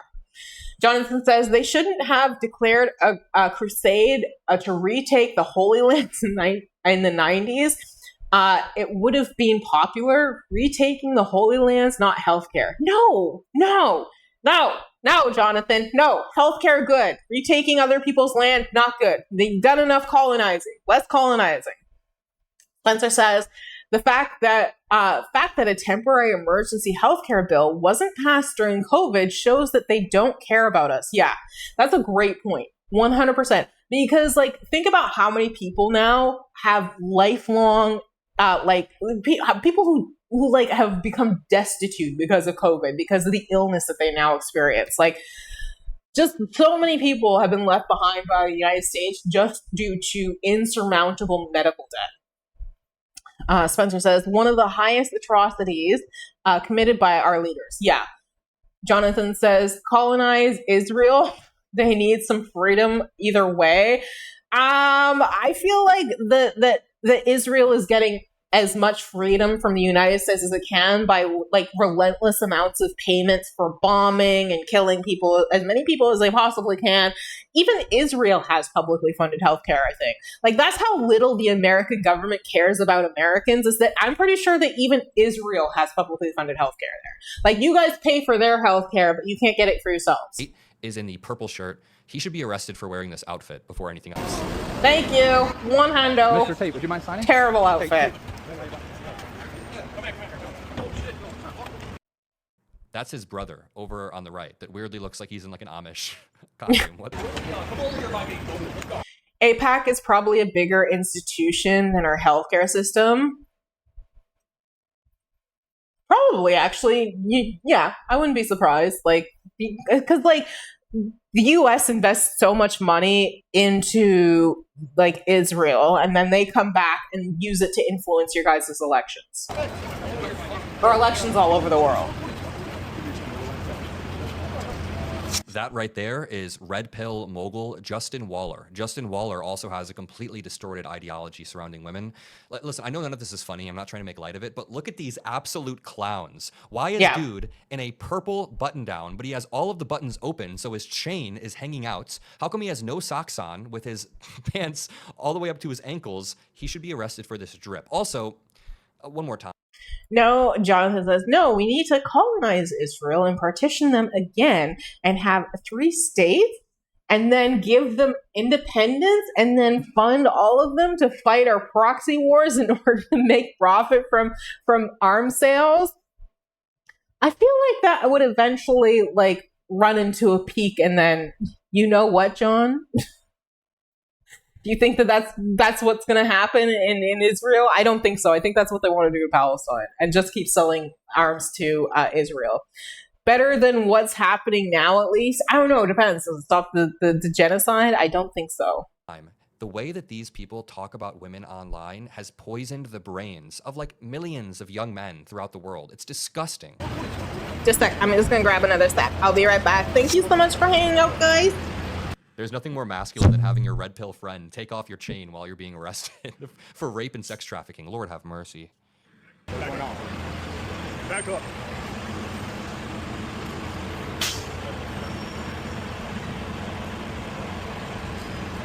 Guys, back up.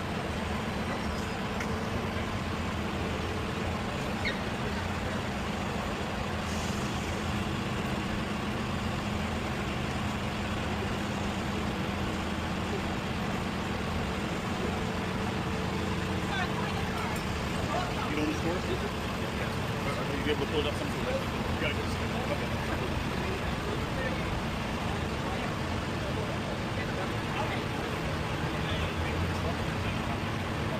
Okay.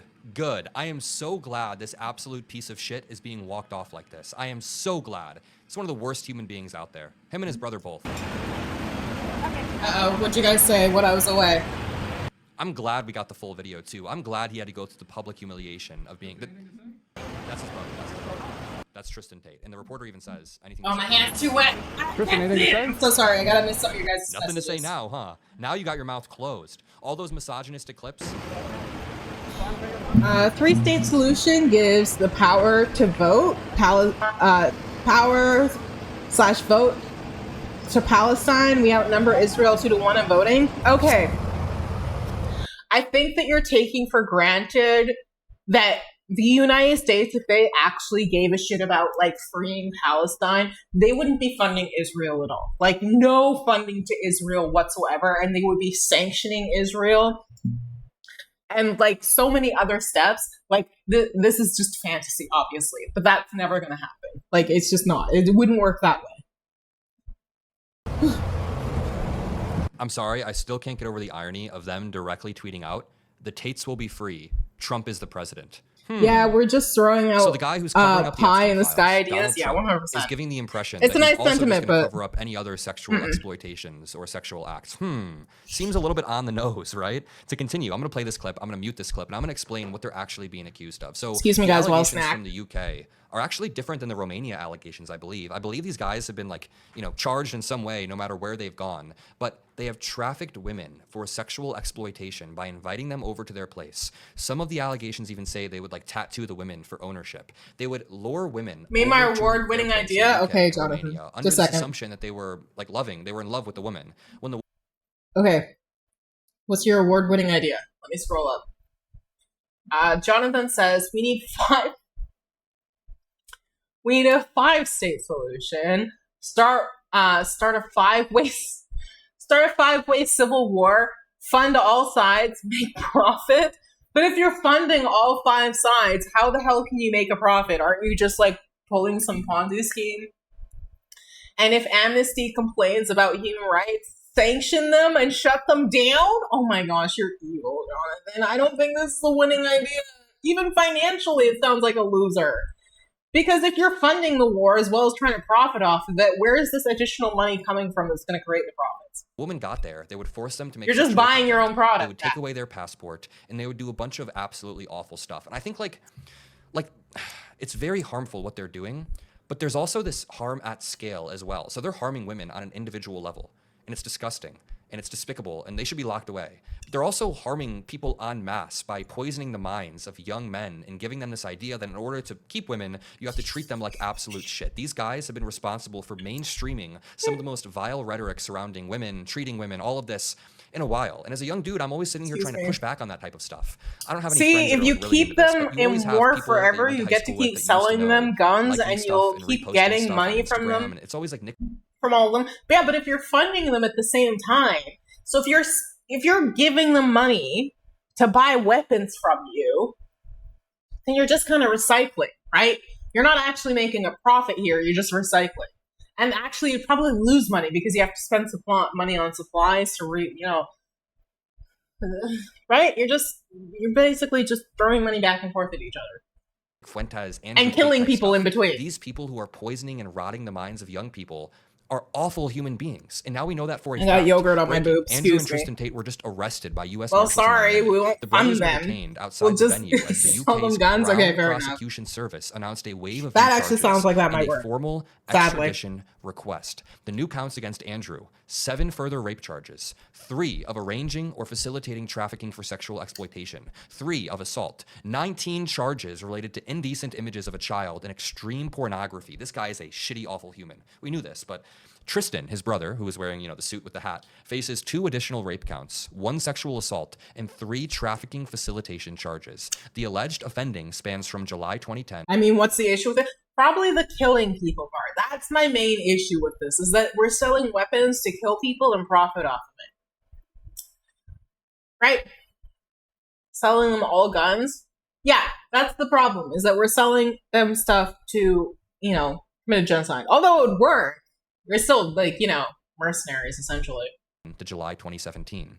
The CPS says both brothers await extradition proceedings to the UK and warned that criminal proceedings are active with fair trial rights intact. They are absolutely cooked. Look at this tweet from Andrew Tate in 2024. I can't even read this tweet. Nobody should read this. Is disgusting. Donating $200K to, and then he says a slur, to the N-word, Trump. What the absolute hell? This guy's an absolute piece of shit. He's just a rage-baiting troll online. One more piece of the story that many people will miss is that Don't overthink it, man. Just take the money and live nicely. Nah, I'm good, thanks. See, there's where my morals and values come into play. I can't do that.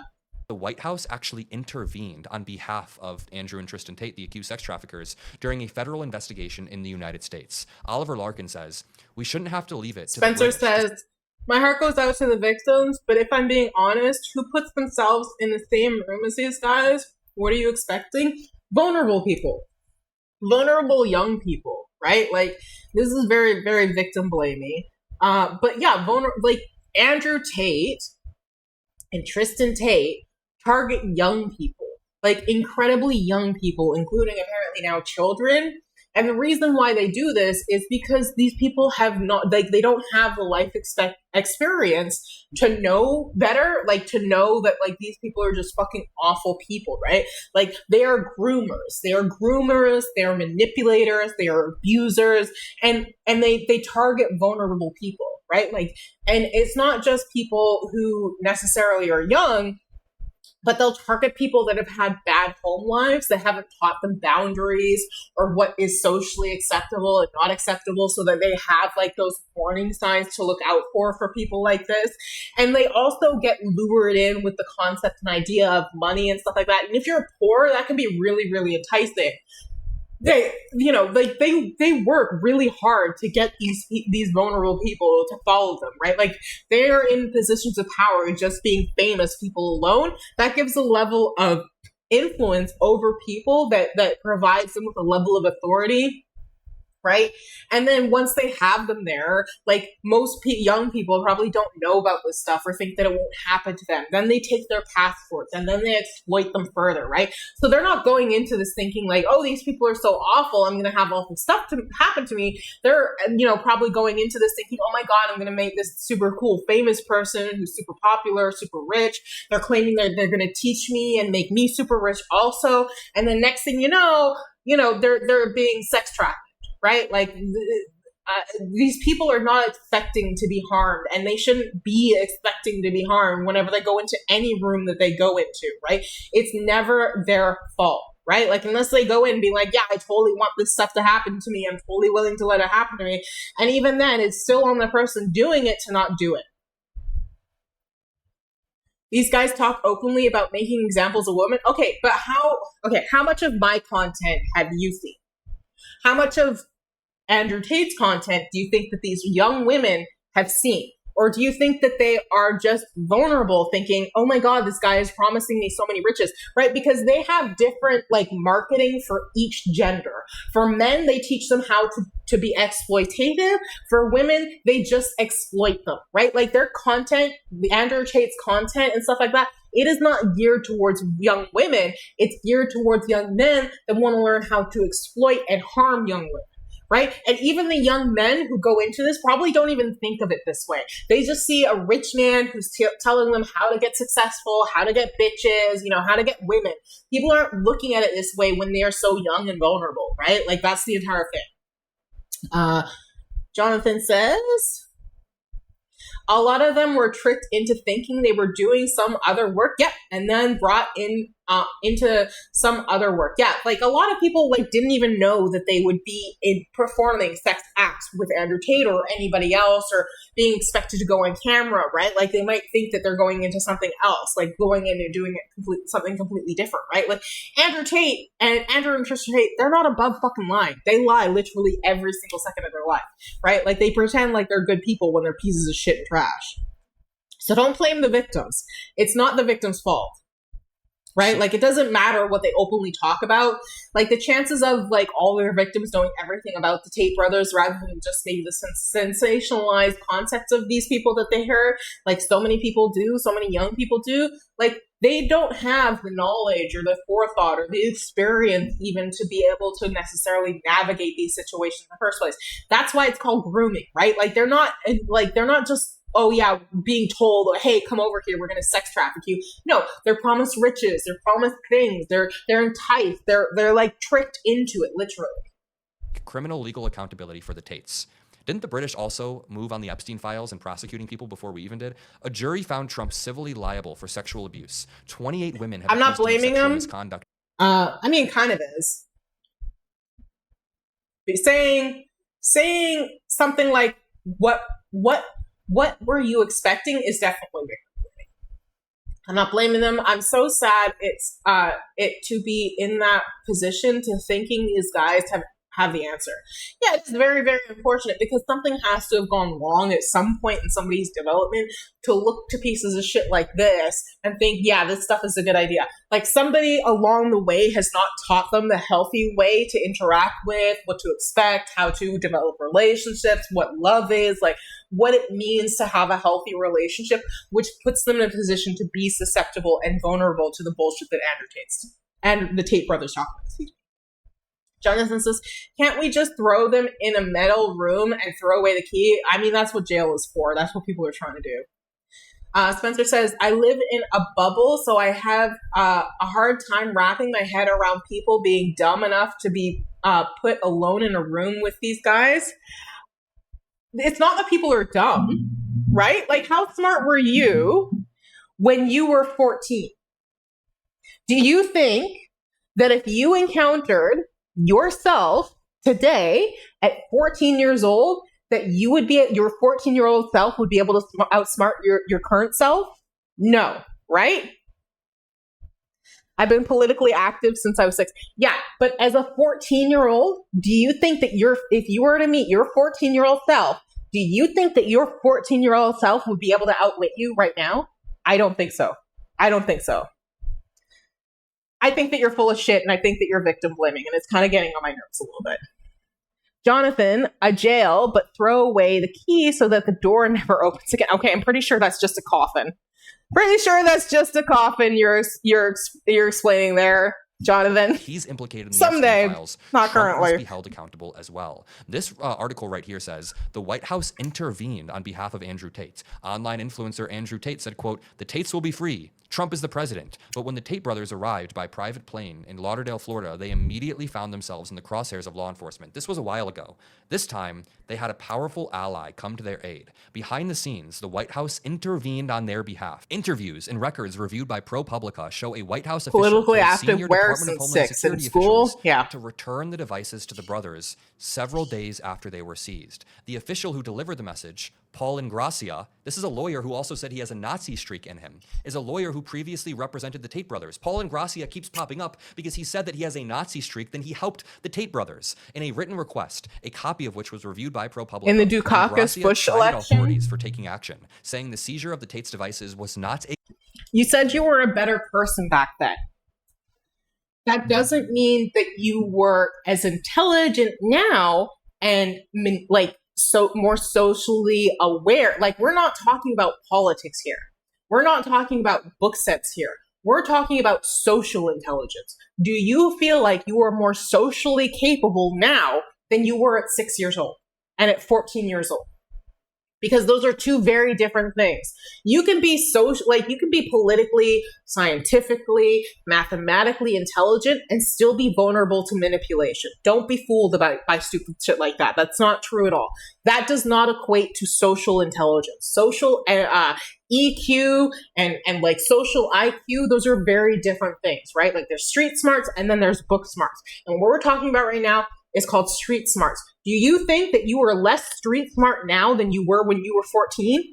Like, honestly, do you genuinely believe that you are less street smart now, that you have gotten socially dumber as a person in terms of being able to understand, manipulate, like all of the social aspects that involve what Andrew Tate does now compared to when you were 14?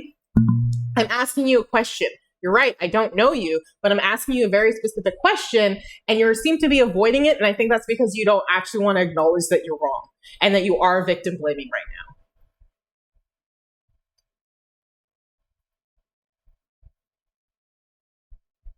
I've been standing up to power and people who assume those roles in my life.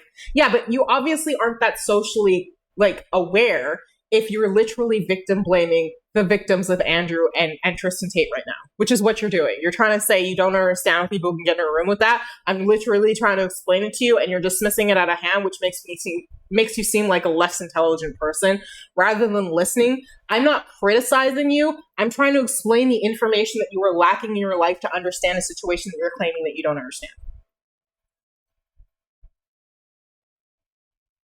No, you literally, it's not a hair trigger. Like, you're literally victim blaming. By saying that you don't understand is like, you're literally saying, how can somebody be so stupid? By calling them stupid to even get in a room with them, that's called victim blaming. So I think that either you're being intentionally ignorant or you're just like, I don't know. Dumb bitches shouldn't, it's just more victim blaming. Like, you're not listening. Sorry, bye. No problem. Have a good one. good use of time. Well, guess what, Paul and Gracia? Not only are you running defense for Nazis as you were like a year ago, but you are now running defense for someone with 7 counts of rape, 3 counts of child trafficking, 3 counts of bodily harm and assault, and 19 additional charges for child pornography and extreme pornography. Absolutely wild. The incident is a latest in a string of law enforcement matters where the Trump White House has inserted itself to help friends and target foes. This one is pissing me off. This is absolutely disgusting, and I want to continue covering this case as it unfolds. If you want more from the Adam Mockler feed, more debates, more CNN hits, more of our own debate show, and more breaking news, all you have to do is drop a like and subscribe below. Let us know if you enjoy these videos. I'm going to go out and have fun with my girlfriend, my producers. I'm going to have a good night in Chicago. I will see you all in the next one. Peace out. All right, we're going to read an article on this quickly. Andrew and Tristan Tate arrested in U.S. on UK rape and sex trafficking charges.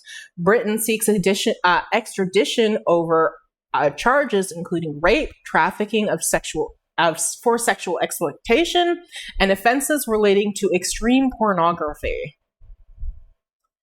The controversial influencer brothers, Andrew and Tristan Tate, have been arrested in the U.S. as part of a UK police investigation into a number of alleged sexual offenses. The Crown Prosecutor's Service, CPS, said it was bringing further charges in relation to 4 further individuals and had requested the 2 men's extradition. The brothers, who are dual British U.S. citizens, were arrested in Miami on Saturday.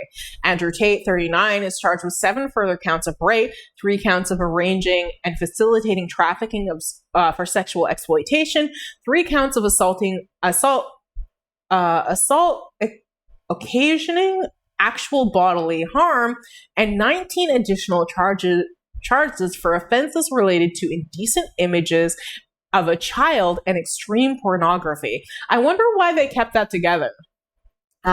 Jonathan says, bro, they use such tame language for British nationals compared to other ethnicities.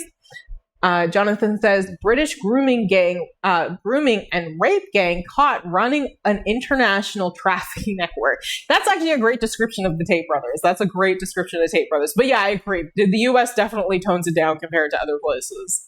And how they describe certain places, 100%. Like it's not surprising to me. The brothers who were dual, Andrew Tate, 39, yep.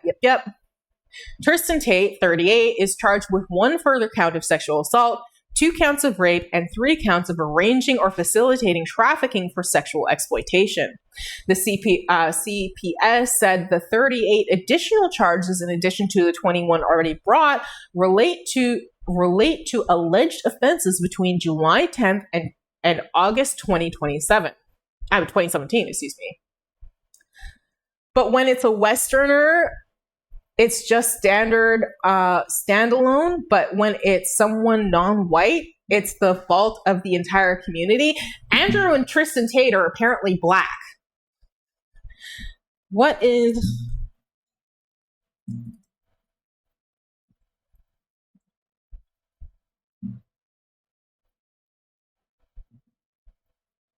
Yeah, like they're not white.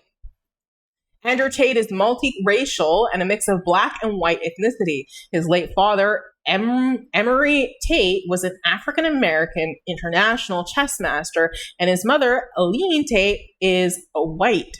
He is dual citizen in the United States and the United Kingdom. So in this situation, it's kind of an outlier, but yeah, most of the time that's the way that it goes. Or more than non-white, someone who is an immigrant. Yeah, 100%. They definitely use more damning language if you are a person of color, or like more frequently than not. The head of the CPS Special Crime Division, Malcolm McAfee, said these charging decisions follow receipts of a further file of evidence from the Bedfordshire police and bring the total number of alleged victims in this case to 7. The marshals confirmed to the BBC that the Tates had been taken into custody, and the U.S. Department of Justice spokesperson said the arrests were pursuant to extradition proceedings. Jonathan says, I think they should crack down on all crime, Don't get me wrong, but the difference in language is quite apparent. I think that they should have a standard that they, when reporting on things, they keep it relatively unbiased rather than, being heavy-handed with one and then light in the other. They should keep a standard that they report these things on, and it should be accurate and clear and to the point, right? Like, it shouldn't be like sensationalized in some situations and then not, including the way that they use imagery in regards to showing assailants, right? Matt Jury, a lawyer who represents 4 alleged British victims of Andrew Tate, said Andrew Tate is now facing the real prospect of extradition to the UK after years of public campaigning by the 4 British women I represent. They have spent years fighting for action to be taken. I now urge the authorities to ensure this case proceeds as quickly as possible. Andrew and Tristan Tate are accused of some of the most serious offenses, including multiple counts of rape and human trafficking. It is time they face justice. Jonathan says, I agree they should keep it objective, but look at how much it emphasizes on ethnicity when it's someone who is immigrant. I know. Yeah. 100%. Like, the media is definitely biased and definitely racist. Like, it doesn't surprise me, unfortunately. I don't think that that's going to change anytime soon, but yeah, they should be more objective with the entire situation. Joseph McBride, a lawyer for the brothers, said the latest charges were designed to counter defamation lawsuits the Tates have filed in the U.S. I don't think that that's true. I think that that's a bunch of bullshit. If they have imagery that like shows some of the crimes, I don't think that they're just like to counter defamation lawsuits. Like, that just doesn't make sense. The world knows Andrew and Tristan Tate are innocent. Okay, that's stretching it quite a bit. Their enemies know it best of all. That is exactly why they have been attacked, he said in an widely reported statement. We're confident that once the competent judge sees the facts, and once the Department of Justice confronts the egregious abuse of its own authority, Andrew and Tristan Tate will walk free. Okay, so I think that this is more likely to happen because Donald Trump will either give them a pardon or stop the extradition. I don't think that otherwise they would walk free. Jonathan says, stop being such a woke feminist, bro. Just chill out, bro. Stop overthinking it, bro. Oh my God. I can't help it. I have to be that. America does not do Britain's political dirty work. Bedfordshire Police said the Major Crimes Unit for Bedfordshire, Cambridgeshire, and the Hertfordshire had continued to investigate a number of other offenses reported to them, and that the Hertfordshire Force, excuse me, that was like a tongue twister. No, I'm not talking about you. I'm making fun of the lawyer. Yeah, that's pretty much what it is. It's just like, it's always going to be blame shifting from a lawyer. Like, that's something that going to court is, like, a lot of court is when dealing with defenses, is a lot of blame shifting, a lot of trying to make the victims feel like they're the wrong ones, like they've done something wrong, like they're responsible for somehow, like it's somehow their fault. He's talking like that, yeah. The Assistant Chief Constable of Bedfordshire Police, Karina Thompson, said the officers from our Major Crime Unit have been working closely alongside the Crown Prosecutor's Service and both national and international law enforcement agencies as part of the complex investigation. We understand the interest that this case will generate, but we would argue the public not to speculate and to allow the legal process to be carried out correctly, obviously. The brothers have consistently denied allegations of sexual abuse, despite the fact that they constantly, make relentless amounts of money off of teaching other people how to do that, and human trafficking, claiming that violent and misogynistic statements have been taken out of context and were intended as jokes.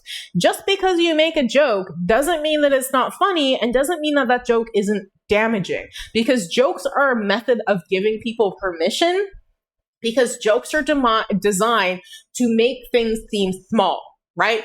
Jokes are designed to make things seem less impactful, right? They're meant to make you feel more comfortable with this situation, to make you feel bigger than the situation, to make you feel like, more powerful. You can laugh at it. It's not important. It's not like anything that you really need to worry about.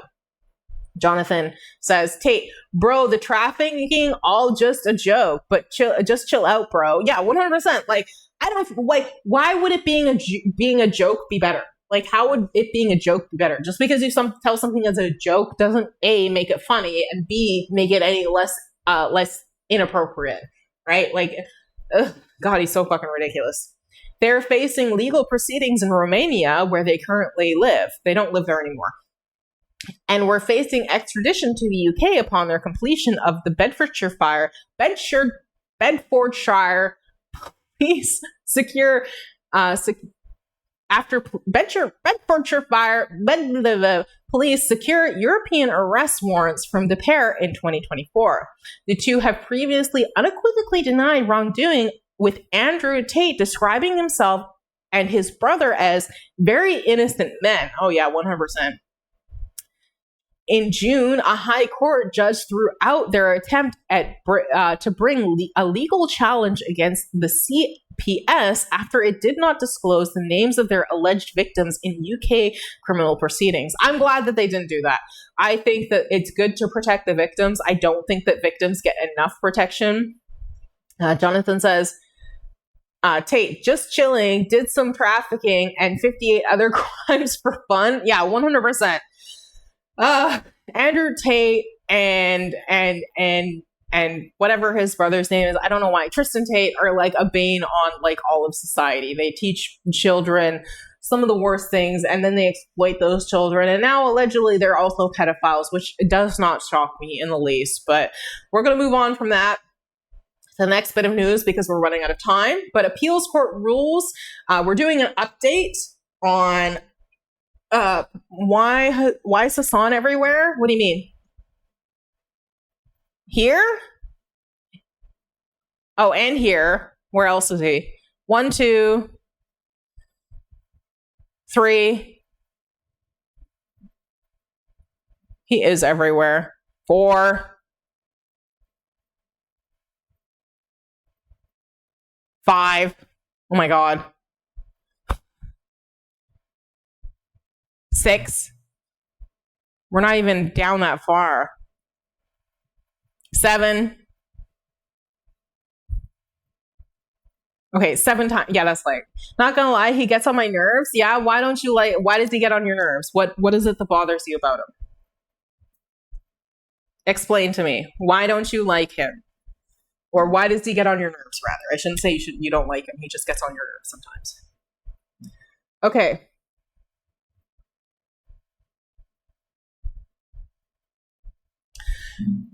The dog thing and his entire take on Russia, Ukraine, that's it? That's what bothers you so much about him? So you think that he shocked his dog? Or do you think that he just handled it poorly? What about the Russia-Ukraine take? Because he was wrong? And the facts he likes Mayo? Who is Mayo? M-A-O. I don't know what that is. I don't know. I'm sorry.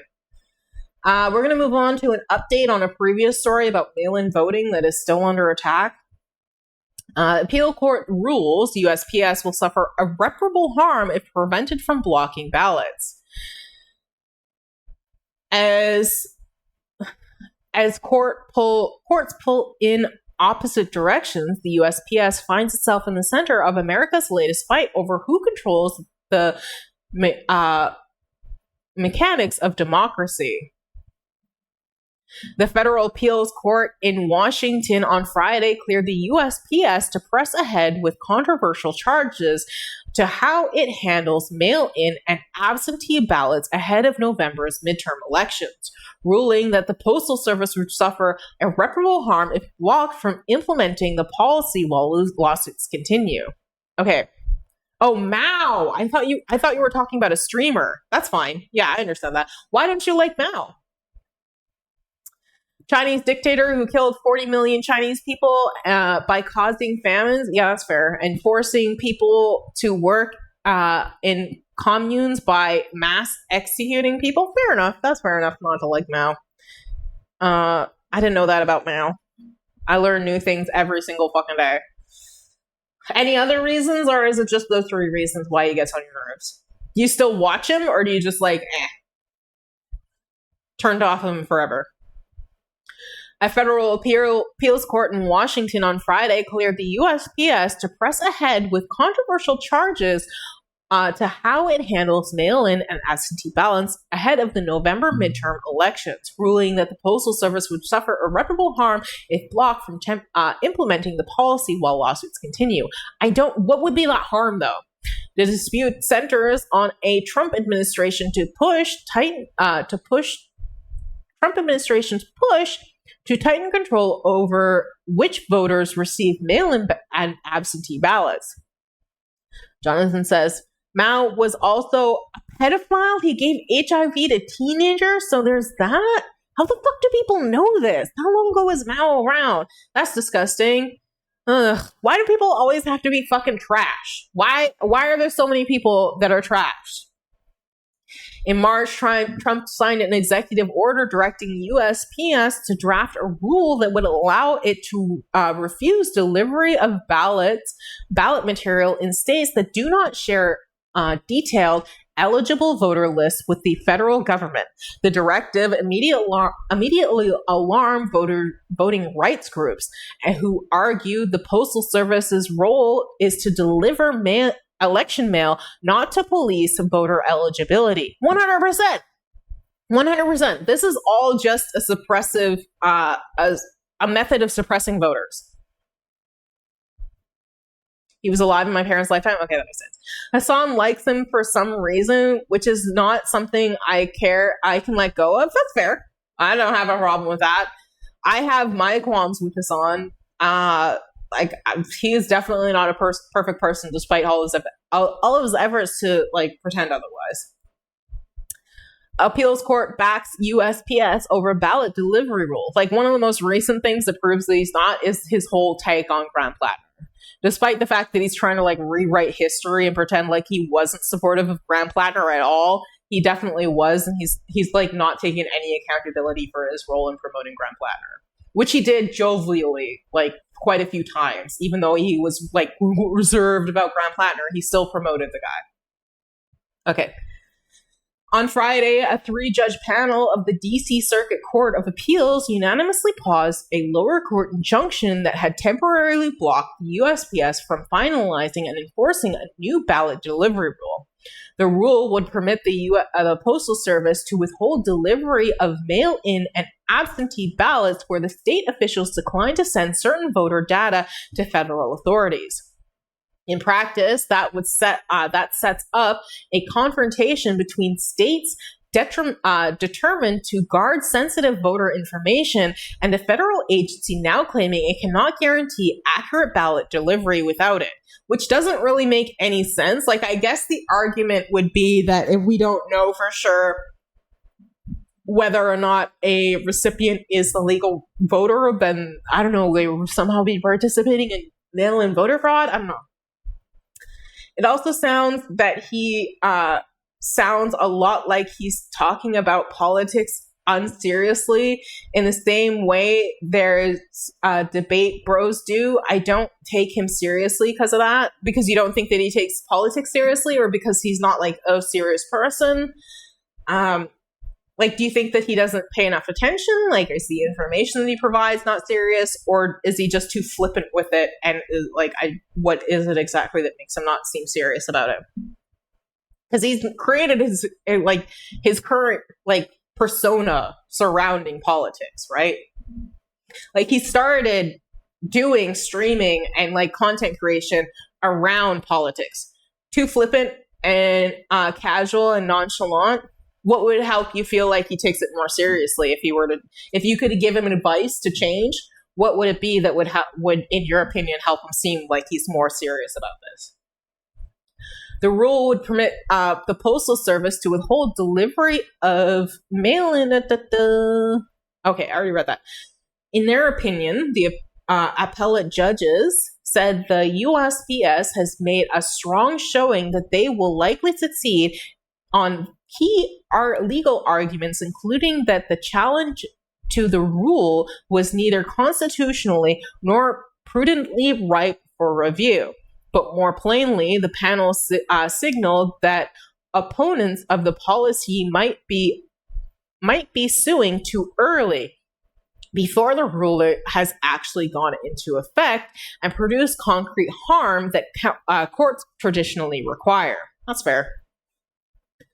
The judges also reject claims that the proposal breached a 2021 settlement with the NAACP, which had required the USPS to prioritize monitoring and timely delivery of election mail through 2028. The panel concluded that the new rule fell outside the scope of that agreement, siding, at least for now, with Postal Service lawyers who insisted they retain discretion to change internal procedures. Just a second. Let's see. What do you say? Okay. He doesn't think through things. He sees an issue on stream, immediately reacts to it strongly, sticks to that point, and is unwilling to change it. Yeah, I have seen that too, unfortunately. And even if he's proven wrong, it seems like he's not willing to take accountability for that, the large portion of the time from what I've seen from him, which is really disappointing because it does affect my ability to trust him as a person and the information that he's providing. Because if he's ever wrong, how in the fuck am I supposed to know that? If I'm supposed to come to him for information and believe him as a person that what he's providing is accurate and true. People are wrong all the time. There were so many people who unfortunately turned out to be wrong about Brown Plattner. And it just helps build a level of trust and authority when you're capable of admitting your wrongs versus just pretending like you never were. Because then it's just kind of okay, well, it feels like you're lying. It feels like you don't actually care about the authenticity and the accuracy of the information you're reporting if you're not willing to be accountable for when you are wrong, with the Russia-Ukraine war. And why are you getting annoyed at the fact that you were wrong? People get shit wrong all the fucking time. It's not like you are making or breaking elections or anything. You're just wrong. It happens. Who cares? I'm wrong. I'm wrong. Lots of people are fucking wrong. But it is something that I value to ensure that my audience has the most correct, up-to-date information as possible, because it is important that people know what is and isn't correct information, and it just kind of breaks the level of trust that I can have in a person when they're not willing to admit that they're wrong or be accountable for the information that they provide, including for who they put their support behind. Anyway. Unwilling to change it, that personally to me is a sign that he's not someone that is engaging with the issue he's talking about seriously or more than seriously comprehensively. Yeah, that's fair. I can understand that 100%. If do you think that he doesn't because he comes off as an incredibly knowledgeable person? Do you think that he doesn't have the precedent of understanding to be able to speak this way? Or is it when he encounters new topics that he still behaves the same way, and that's sort of what's led you to feel this way? Crucially, the court accepted the USPS's warning that delaying the policy would inflict lasting damaging. What? Who the fuck wrote this? Would inflict lasting damage, Once the November vote has come and gone, the judges wrote, there can be no do-over. Yeah, but that, why would that cause lasting damage to USPS? That doesn't make any sense to me.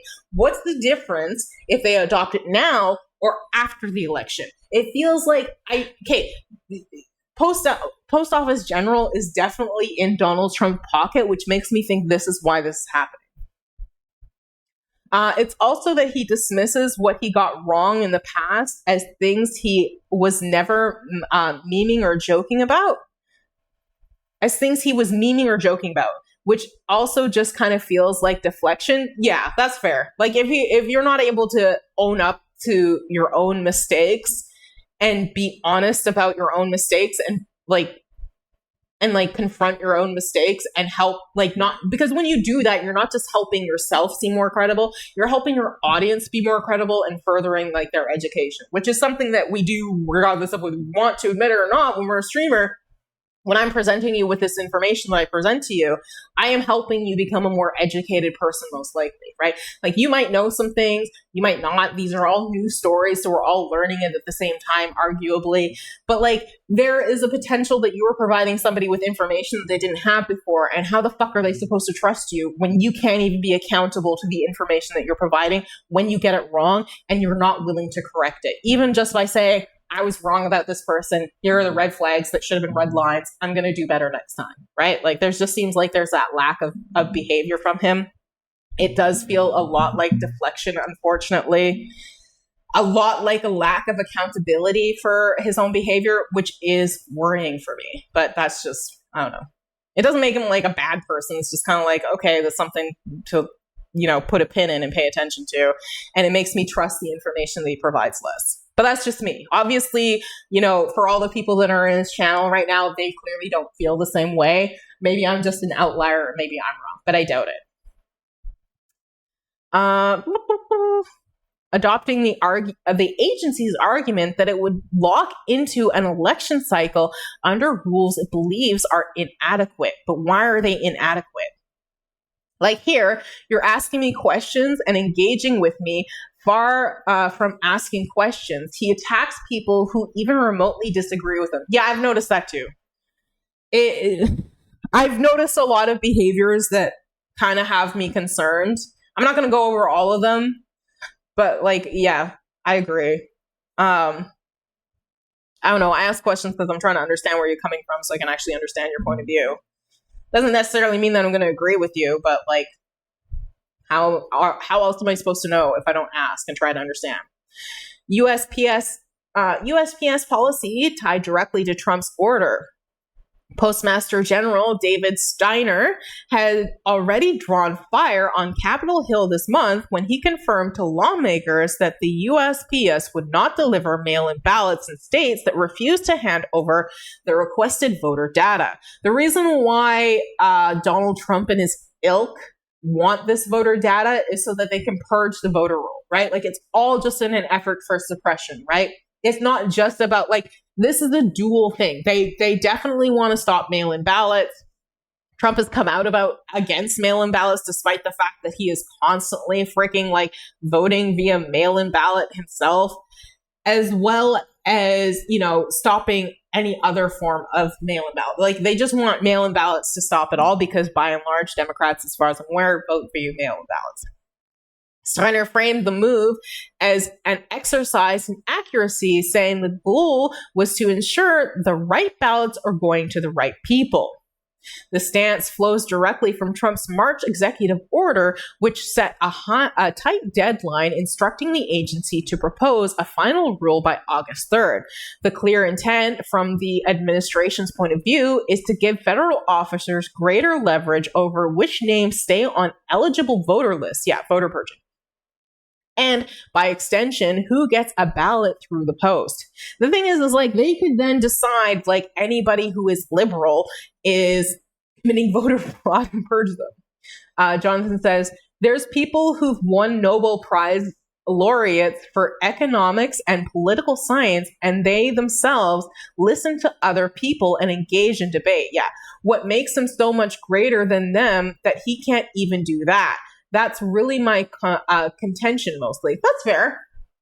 I think that's more than reasonable because, like, if you're never willing to, like, and I'm not talking, like, he gets a lot of shit, and I'm not talking about the people that are just giving him shit, but there are people out there who try to communicate to him in kinder ways and try to express their opinion in more palatable ways that are like constructive criticism. And very rarely do I see him engage with that in a, not an honest way, but like in I can't remember the word, but like very rarely do I see him engage with that.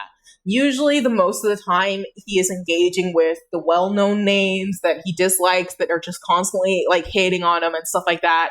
And it's never really this constructive feedback that gives him like, here's where I think you went wrong. Here's where I think the solution could be and where you could improve. Here's what I think the actual truth is, kind of a thing. I don't know. I don't watch all of his stuff. This is just what I've seen of him. So I could be completely off base, but from what I've seen of him, I do agree with you. I do agree that this is something that is a commonality in his behavior, and I do find it a little bit concerning. But like Hassan should not be the is all end all of people's politics. For a lot of people it is, because they might not have the time, they might not have the knowledge, they might be new to politics. Like there's lots of reasons why that might be the case, and I can't really blame them. I don't know what, like the most you can do is pretty much just stop engaging with him if you feel like he's not a good source of information, which like I've started to disengage with him, especially after the Graham Plattner thing, because that just broke my level of trust that he was so unwilling to be accountable for the way and the role that he played in that entire situation. For me, it very much feels like he's like Schrodinger's a streamer. You know, depending upon what the results are, is dependent upon whether or not he's a streamer with influence or whether he's just ooh small bean and he had no power whatsoever, right? Like, whereas one situation he's taking credit for his role in El Said's political run, in the next, he had no real influence or impact on the Graham Plattner situation. And it's just kind of like, okay, well, if you're big enough that you get to stump for people now, you obviously have garnered enough support and influence that you're no longer just a quote unquote streamer. And saying you're just a quote unquote streamer doesn't really hold weight anymore when we've had streamers literally interviewing the president of the United States. The definition of quote unquote just being a streamer, especially when you're as big as you are in the political sphere, has changed. Okay. You no longer get to just go, ooh, I'm small bean when it's convenient for me. And ooh, I'm like so freaking big that I've helped like people get elected, right? You don't get to have it both ways with me. It just doesn't work that way for me. It feels incredibly disingenuous, and that too has also broken my trust in being able to rely on him as a source of information. Thankfully, there's a billion other, not a billion, but there's so many other political streamers out there, so many fantastic streamers out there who might even cover news that you might not even know that you want to learn about and stuff like that. I'm not saying that Hassan doesn't have his value, that he's not somebody that is not to be looked towards at all for information. Just for me personally, there's been a breakdown of confidence in my ability to rely on him for information. Just an excuse to inform myself better. That's all. Again, he shouldn't be the is-all, end-all for anybody, but as a source, I don't have the same confidence as I did before. Okay. Who gets a ballot for the post? Civil rights groups see something very different. The NAACP sued in late June, arguing that the proposal, that the proposal flew in the face of its December 2021 settlement with the Postal Service. The agreement, crafted after widespread concerns over mail delays in the last presidential election, bound the USPS to prioritize monitoring and timely delivery of election mail for 7 years. Why only 7 years? In their view, conditioning delivery on the release of voter data is the very opposite of the pledge to move ballots quickly and reliably. Yeah, because you can't guarantee that you're going to get everybody's, what are you going to have to do, vote in advance so far? Okay. Jonathan says, in regards to Hassan, and his stream chat just agrees with him so much of the time, and that makes me skeptical of his movement. If you can't question the person you believe in, then what makes them different from than anyone who blindly believes in some other influencer? Fair enough. You mean if his followers don't bother questioning him and stuff? So could be happening for a number of reasons. People cannot be as it's his job to literally be. I mean, if you want to be good at what you do, it's his job to at least seem like he's as politically as informed as he possibly can be. I could imagine, given that this is such an important thing to him, that having those concepts that he is he is such a good resource challenge would be difficult to deal with. But at the same time, it kind of weakens, things for me personally when you're not able to be accountable. He also engages in a lot of internet drama, which also red flag for me. Yeah. I don't want to make this like an entire hate Hassan type thing, because I don't hate Hassan. I still enjoy his streams sometimes, but he does engage. Like, he also gets a lot of drama, but like, it would be nice to see him promoting like people that he enjoys more frequently than not, because sometimes it does get a little bit much. Like, I can't, like, this is the thing. It's like, I'm saying this as somebody who's just viewing him talking about it.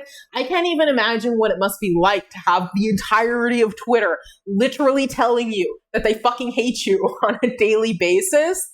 I can understand needing to vent sometimes, but it sometimes it feels like it overtakes all of his content. And that's not necessarily a red flag for me. It's just kind of like, I don't know what I'm supposed to do with this, because I don't know what you like, because you're not making an ask of us when you present this information. I don't know what I'm supposed to do with this information. When you talk about politics, I know what to do with it. I know that, like, I didn't mean to say that you hate him either, Jonathan. I don't hate him either. I mean, he has the right to do what he wants. I'm just sharing more why I don't view him authoritatively. Yeah, that's totally fair. I'm sorry, I didn't mean to imply that you hate him. I just wanted to express that I don't hate him. But I just don't know what to do with this. And sometimes it feels like it can be overwhelming to the stream, like to the point where I will check out of a stream when I'm working, because I listen to him when I work sometimes. And then I'll come back 3 hours later and he's still talking about the same drama. And it's not just like he was watching a long takedown video, which I don't understand why you watch that shit, man. Like, it can't be good for you. No, I agree with you. Yeah, I don't know what and it's not like I expect politics all the time or never to talk about the shitty people that are out there or try to counter and stuff like that. It's just I don't know what exactly is supposed to be derived from this. I don't know if it helps him feel better. I don't know if it does something for him or what. It's his stream, he does what he wants, but it feels overwhelming sometimes. And it's just it just makes me wonder what the fuck is going on in his brain if I'm literally just listening to him express himself about the shit that he's going through. What the fuck is he having to go through, having to literally have this targeted towards him, not just by the person that he's talking about in that particular instance, but from so many fucking people all the fucking time, relentlessly all the time. We talked about this earlier when we were reviewing Ludwig's video on Streamer U, about how you can't control your reputation, you can't control what people think about you, and you especially can't control what people say about you, and to try to take it in stride. And I was well, it's easy for me to say, that guy earlier who's I'm not victim blaming, you just have a hair trigger and stuff. You're welcome to think that, but I know for a fact you're victim blaming. I can't do anything like that. That was one person, and it was so easy to be okay, whatever, you're a loser. But to have so many people, especially if it ends up being somebody that you actually admire. I saw a clip recently. I can't remember who it was, but it was a streamer University of Blackboy Max was essentially being bullied by some homophobic loser. That's painful. These people are still human beings. It's just I don't really know what I'm supposed to do with this information. I already know that he's hated by so many people. I would literally rather him spend 3 hours talking about fucking trains and showing something that he's joyful about than spending 3 hours going over how a piece of shit is being a piece of shit again, right? I don't know. It's also so many times it's just him reacting to someone, reacting to someone else, reacting to something else. I think that's just kind of the name of the game. I did that earlier when I was reacting to Adam Mockler reacting to Tristan and Andrew Tate being arrested, technically speaking. So I think to some extent that's the name of the game. My particular grief, I guess if you want to call it, is like when he's strictly reacting to people who like hate him so much, right? Like, I just don't know what is constructive about that, but like he's obviously getting something out of it that I'm not. So I'm trying not to be too judgmental about it. It's just that's something that turns me away from the stream, because I'm like, I literally, I don't know what to do for you, man. Like, I don't know what you're expecting here. I don't know what you need here. You're not calling to action for anything. You're not asking for people to send out love messages for you. Like, I don't know what you want. Fair enough, but he does it for like hours and gets so angry over it. Yeah, I mean, yeah. Like, for me, that's just like, okay, have your moment. I'll check out. It's just kind of strange when I come back like hours later and it's still going on. It's just kind of like, okay, I still don't know what to do. Like, I just don't know what to do. I don't know what to do other than to just be like, okay, I'll come back at a later time, right? Like, I'm assuming that he does it because he just gets something out of it, like emotionally, or it like helps relieve some sort of stress and pressure. Because keep in mind, like, even though he's only doing this for a couple of hours, he is getting this shit literally 24/7, even when he's sleeping, right? Like, he's still getting this shit 24/7, even when he's sleeping, sometimes from hundreds of thousands of people on a daily basis. And that is probably on a low day. So on days when things are like super heavy, it's got to be like extreme feeling. Fair enough. He probably has a lot on his plate too. Yeah, this is in addition to him just doing his fucking job. So I am mindful of that. It's just when I check out from that, it's just like, I literally have no idea what to do. Also, sometimes for me, it can be a little bit triggering, but that's also not something that I'm holding on his head. That's just me doing self-care and being like, I don't know what to do here. I can't sit here and listen to this for like 3 to 4 hours. It's just too much for me. I have to check out. Like, I don't have a choice. I literally mentally have to check out from this. And like, the thing is like, I'm talking from a place of privilege when it comes to this, because he does not have the capability for the rest of his life to check out from any of this. Like, that's what it's like dealing with insane stalkers like this. It's like, for the rest of his life, he's always going to have people publicly shitting on him. He could literally cure cancer and there would be people who would publicly shit on him, like, relentlessly. And so I have a little bit of sympathy for Matt and understanding from the place that I'm coming from as pretty much a nobody making these comments. So my main gripe is in terms of his, you know, his willingness to be accountable for the information that he puts out there and the support that he puts out there, and just the inability, it seems, to like be accountable versus like, and then this other stuff on top of this is like, okay, I'm spending less time here because of all this. I personally only rely on boring ass 1 hour long articles or podcasts or interviews in order to understand politics for this reason. Yeah, that's fair. I don't think there's anything wrong with like, you don't owe me as a streamer or anything. I don't owe him as a streamer. Like, nobody, like, as a viewer, like, you don't, like, there is no owing here in any regard. So if that is most effective for you, then I highly suggest that you do that, right? Like, if somebody's like, oh God, they're talking about Hassan again, I have to check out. Totally get it. Please do what is best for you. You have a limited time on this fucking planet to, you know, do whatever it is you want to. I have absolutely no expectations of anybody staying here, especially if it's a topic that you're not really interested in. It's up to everyone, true? Yeah, 100%. Like, it's completely individual. These are just my gripes, and apparently they aren't for everybody, but this is just like why I personally am spending a lot less time invested in that situation. So, because it's just like, I feel like the trust has been broken there for me personally. And it makes it incredibly difficult for me to, like, you know, feel confident in the information that I'm being provided. I like hanging out here because you speak quite nicely and intelligently. Thanks. I try. I don't know. I'll have my moments for sure. And there's definitely going to be moments where I get stuff wrong. Like, it's just, I'm not that smart. Like, I'm just not. I try to do my best. I'm glad that you enjoy your time here. That means a lot to me. I enjoy talking to you too. You're a great conversationalist, Jonathan. Okay, let's get through this because I have to work after this. Okay, Kitchener very bit, but opposite pledged to move quickly. District Judge Emmett G. Sullivan in early July ruling that briefly stopped the policy went further in his assistance of Trump's executive order. It's like 5:50 a.m. here? How are you not sleeping? Are you a night owl? Oh my goodness. I would be so tired right now. Do you have to work today? He found the directive was designed to exert federal control over who in the United States may be sent a mail-in or absentee ballot in federal elections by the Postal Service. A stark warning about the balance of power between the White House, states, and the postal system. Friday's decision from the D.C. Circuit softens the blow for the Trump administration, giving it a procedural win and allowing USPS planners to keep working on the rule ahead of November. Summer break? Oh, nice. Oh, at least you don't have to do anything if you don't want to. I would be so tired. Aren't you tired? Thank you so much for hanging out.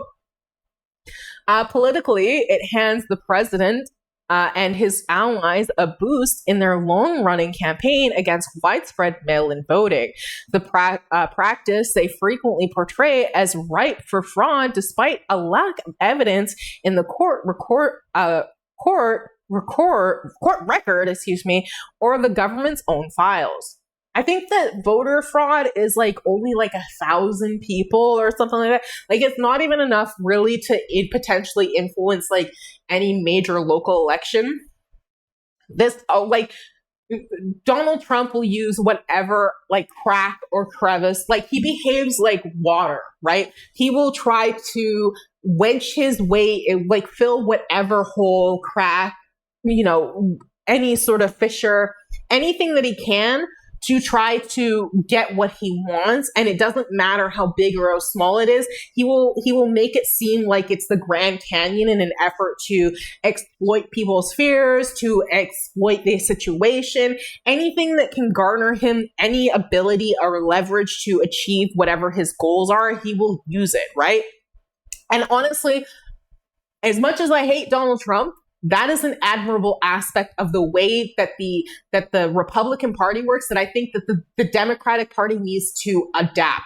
That doesn't mean that they have to do it in the same ways as the Republican Party, but if they learned anything from the Republicans, it would be this. It would be to never, ever stop fighting, to always be looking for the next angle, to constantly be like, if you fail once, it's like the Democrats just give up and that's it. To constantly be trying over and over and over again, because I said this when we first started reporting on this, Donald Trump is not going to stop until he wins, right? And Democrats need to behave the same way. And it feels like once Democrats get defeated once, we kind of just give up, which is something that I saw with the Graham Plattner thing. Troy Jackson, thankfully, has been wildly successful and is likely to take the main seat that's going on there. But like, it's like everybody just kind of dropped like the main race after oh God, I forgot his name. Graham Plattner came out, like was exposed for like undeniably for the most part for who he actually was, even though there are still some holdouts. And it's just like, no, we got to keep fighting no matter what. We when it comes to Graham Plattner and the concept of not throwing out the baby with the bathwater, Graham Plattner is not the baby. Graham Plattner is the bathwater. The concepts and ideas and like the whole, persona that he put out there, that he was pro people and stuff like that, that is the baby. That's what you don't throw out. But we can get rid of whoever in the hell we need to, so long as we have a replacement. I know that's easier said than done because not very many people actually want to run for political office, and regardless of that, whether or not they'll be successful to do so, completely different situation. But Democrats need to learn how to fight. And they don't have to necessarily do it dirty. They just need to learn how to do it effectively and continuously, right? Like look for any little leeway, any little thing that can get them in the door, anything that keeps that crack open, because if it's open a little bit, it's much easier than if it's completely closed, right? Anyway, in that case, District Judge Indra Talwani concluded the directive trampled on states' constitutional authority to run their own elections, and that efforts to strike names from voter rolls under the order was unconstitutional. I got to learn how to read better. That's why I read these articles online, to try to improve my reading. I got to slow down a little bit, take a deep breath, let it out. Okay. The result is an uneasy patchwork in in which the USPS has the green light from one powerful court to build a new ballot delivery regime, while the underlying presidential directive driving that policy is frozen elsewhere. Until those conflicts are ironed out, and unless higher courts step in, state officials, postal workers, and voters will be navigating an unsettled system in one of the most scrutinized midterm cycles in recent memory. Nothing is fully resolved or uniformly confirmed at this stage, and several elements of the new USPS policy remain subject to active legal challenges. So all projections about its eventual impact should be treated with caution. If you don't mind me asking, do you struggle with reading? Yeah, I'm dyslexic, so I really struggle with reading. Also, in addition to that, growing up, I grew up in a household where they didn't even give a shit if I knew how to read or not. I didn't learn how to read until later in life, even though when I'm not reading out loud, I have the capability now because I got hooked on phonics. I'm not embarrassed about this either. Hooked on phonics is the fucking shit. Even though I can, when I'm reading in my brain, I can read at a higher level than what I should be able to, for my age and stuff like that when I was in school, I still struggle to read out loud. So that's something that I'm trying to practice. All right. I'm going to play this while I go to the bathroom. Thank you so much to everybody who's hanging out. We're going to talk about the nearly 900 wildfires. You might like Wordium as a platform then? Okay, I'm going to look that up. Just a second. Let me make a note of it in Discord so I don't forget. Wordium. All right. Okay, I'm going to play this wildfire video. We might not be able to get through all of it today because I got to get to work. There really is a great deal of I'm just going to go to the bathroom. Thank you so much for hanging out. With fires raging so close by, many are now preparing for the worst, trying to save whatever they can before they have to leave. So we got our building supplies. With a massive forest fire burning about 5 kilometers away, Sean Dufresne has packed up whatever he can into his truck and trailer. This is only the stuff that we can move. There's still 2 permanent residents that's gonna burn. The community of Uppsala is about 150 kilometers northwest of Thunder Bay. There's no evacuation order here, but people are being told to leave before things get worse. There are a bunch of communities that have been overrun, and we could be one of them. Uppsala Fire Chief Doug Kiesbring says they are doing what they can to protect the town. We'll put one sprinkler system on the roof. Getting sprinklers in place to protect properties like the fire hall. But the town's resources are limited. And with so many fires burning, the province's resources are being stretched as well. They have limited resources for a massive demand this year. This is probably the fire season of a lifetime. And while rain this morning brought some reprieve, it was not enough. We're just good for a little while. We bought a little bit of time, but we have in no way won the war. Communities across the country are fighting battles against fierce and fast-moving wildfires. Roughly 900 fires are burning across the country, forcing thousands of people from their homes. While officials have promised more resources to battle the fires and help those affected by them, many here in the north say they're not seeing enough action. We might not be in southern Ontario, but we are in northwestern Ontario. You're still in Ontario. Do you not deserve some rights or something? You feel forgotten? I feel forgotten.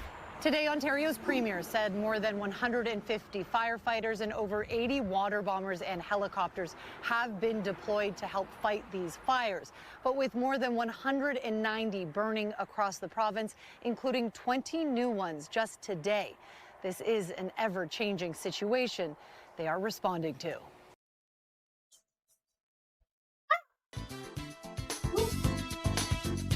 Welcome to Democracy. Sorry, guys.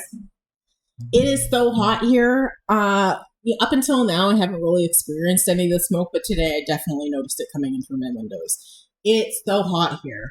It's so hot here.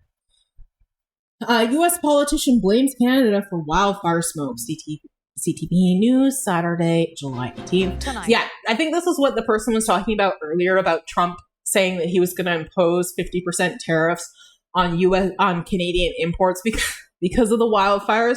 I'm pretty sure that was just stipulated towards Canadian lumber, but I wouldn't be surprised if he doesn't try again to make it across the board. A political firefight as flames consume more land and push people from their homes.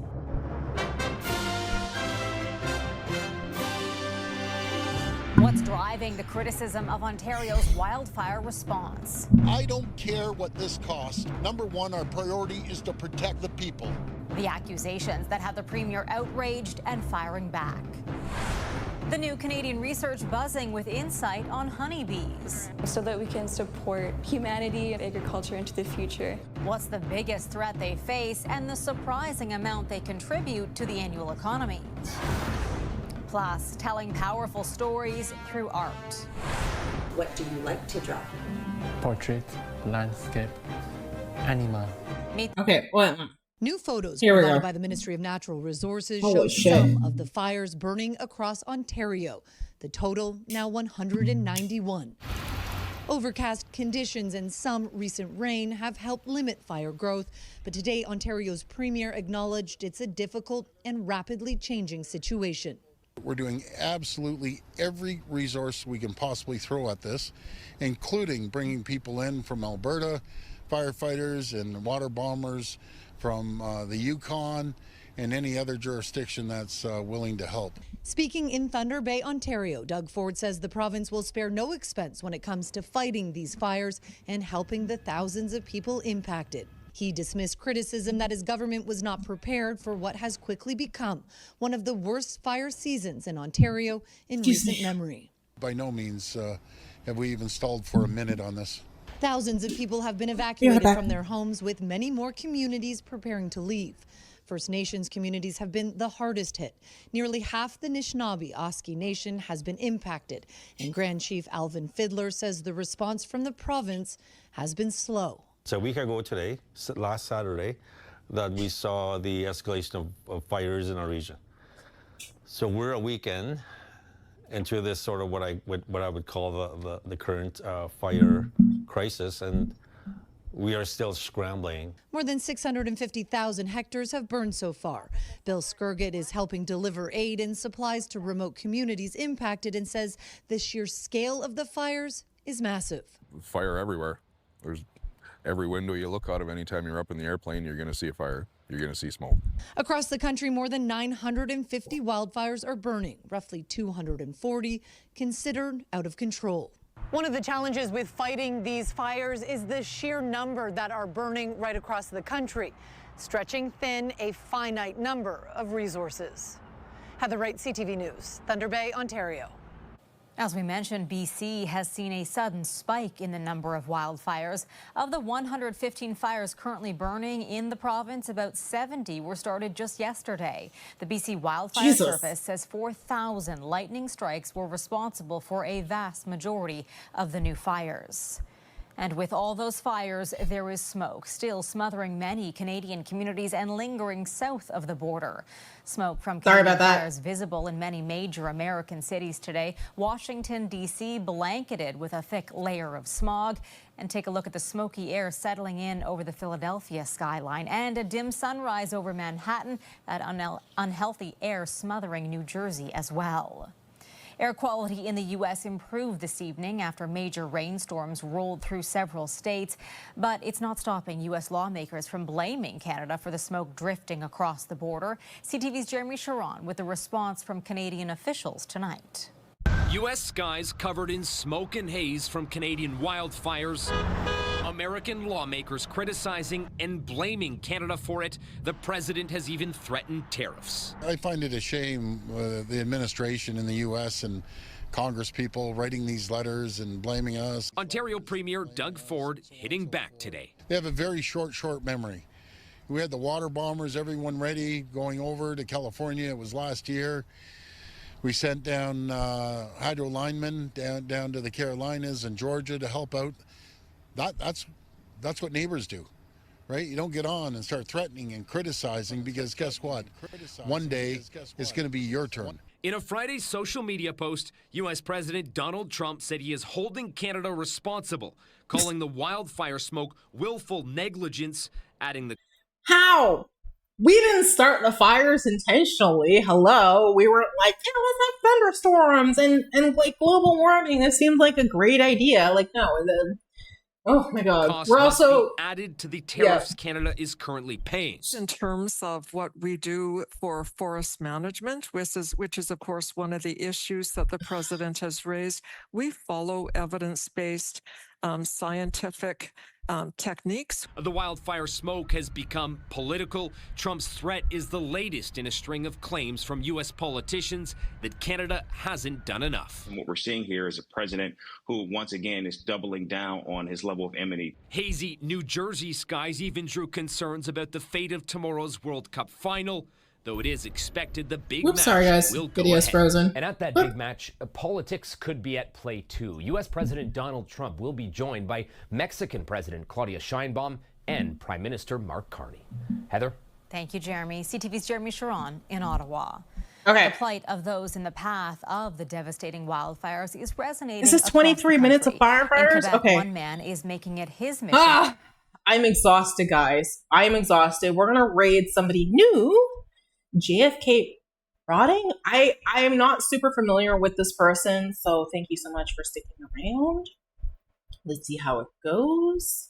We only got 2 of us here, so let's see what they say when we raid in with just 2 of us. Thank you so much for everybody who decided to hang out today. I greatly appreciate it. It has been a long ass day. We will be back on Wednesday. We will be playing games on Wednesday for sure. It just went really, really long today. It took a lot longer to cover what I thought we were going to today. But I had a wonderful time. Thank you so much for everyone who hung out.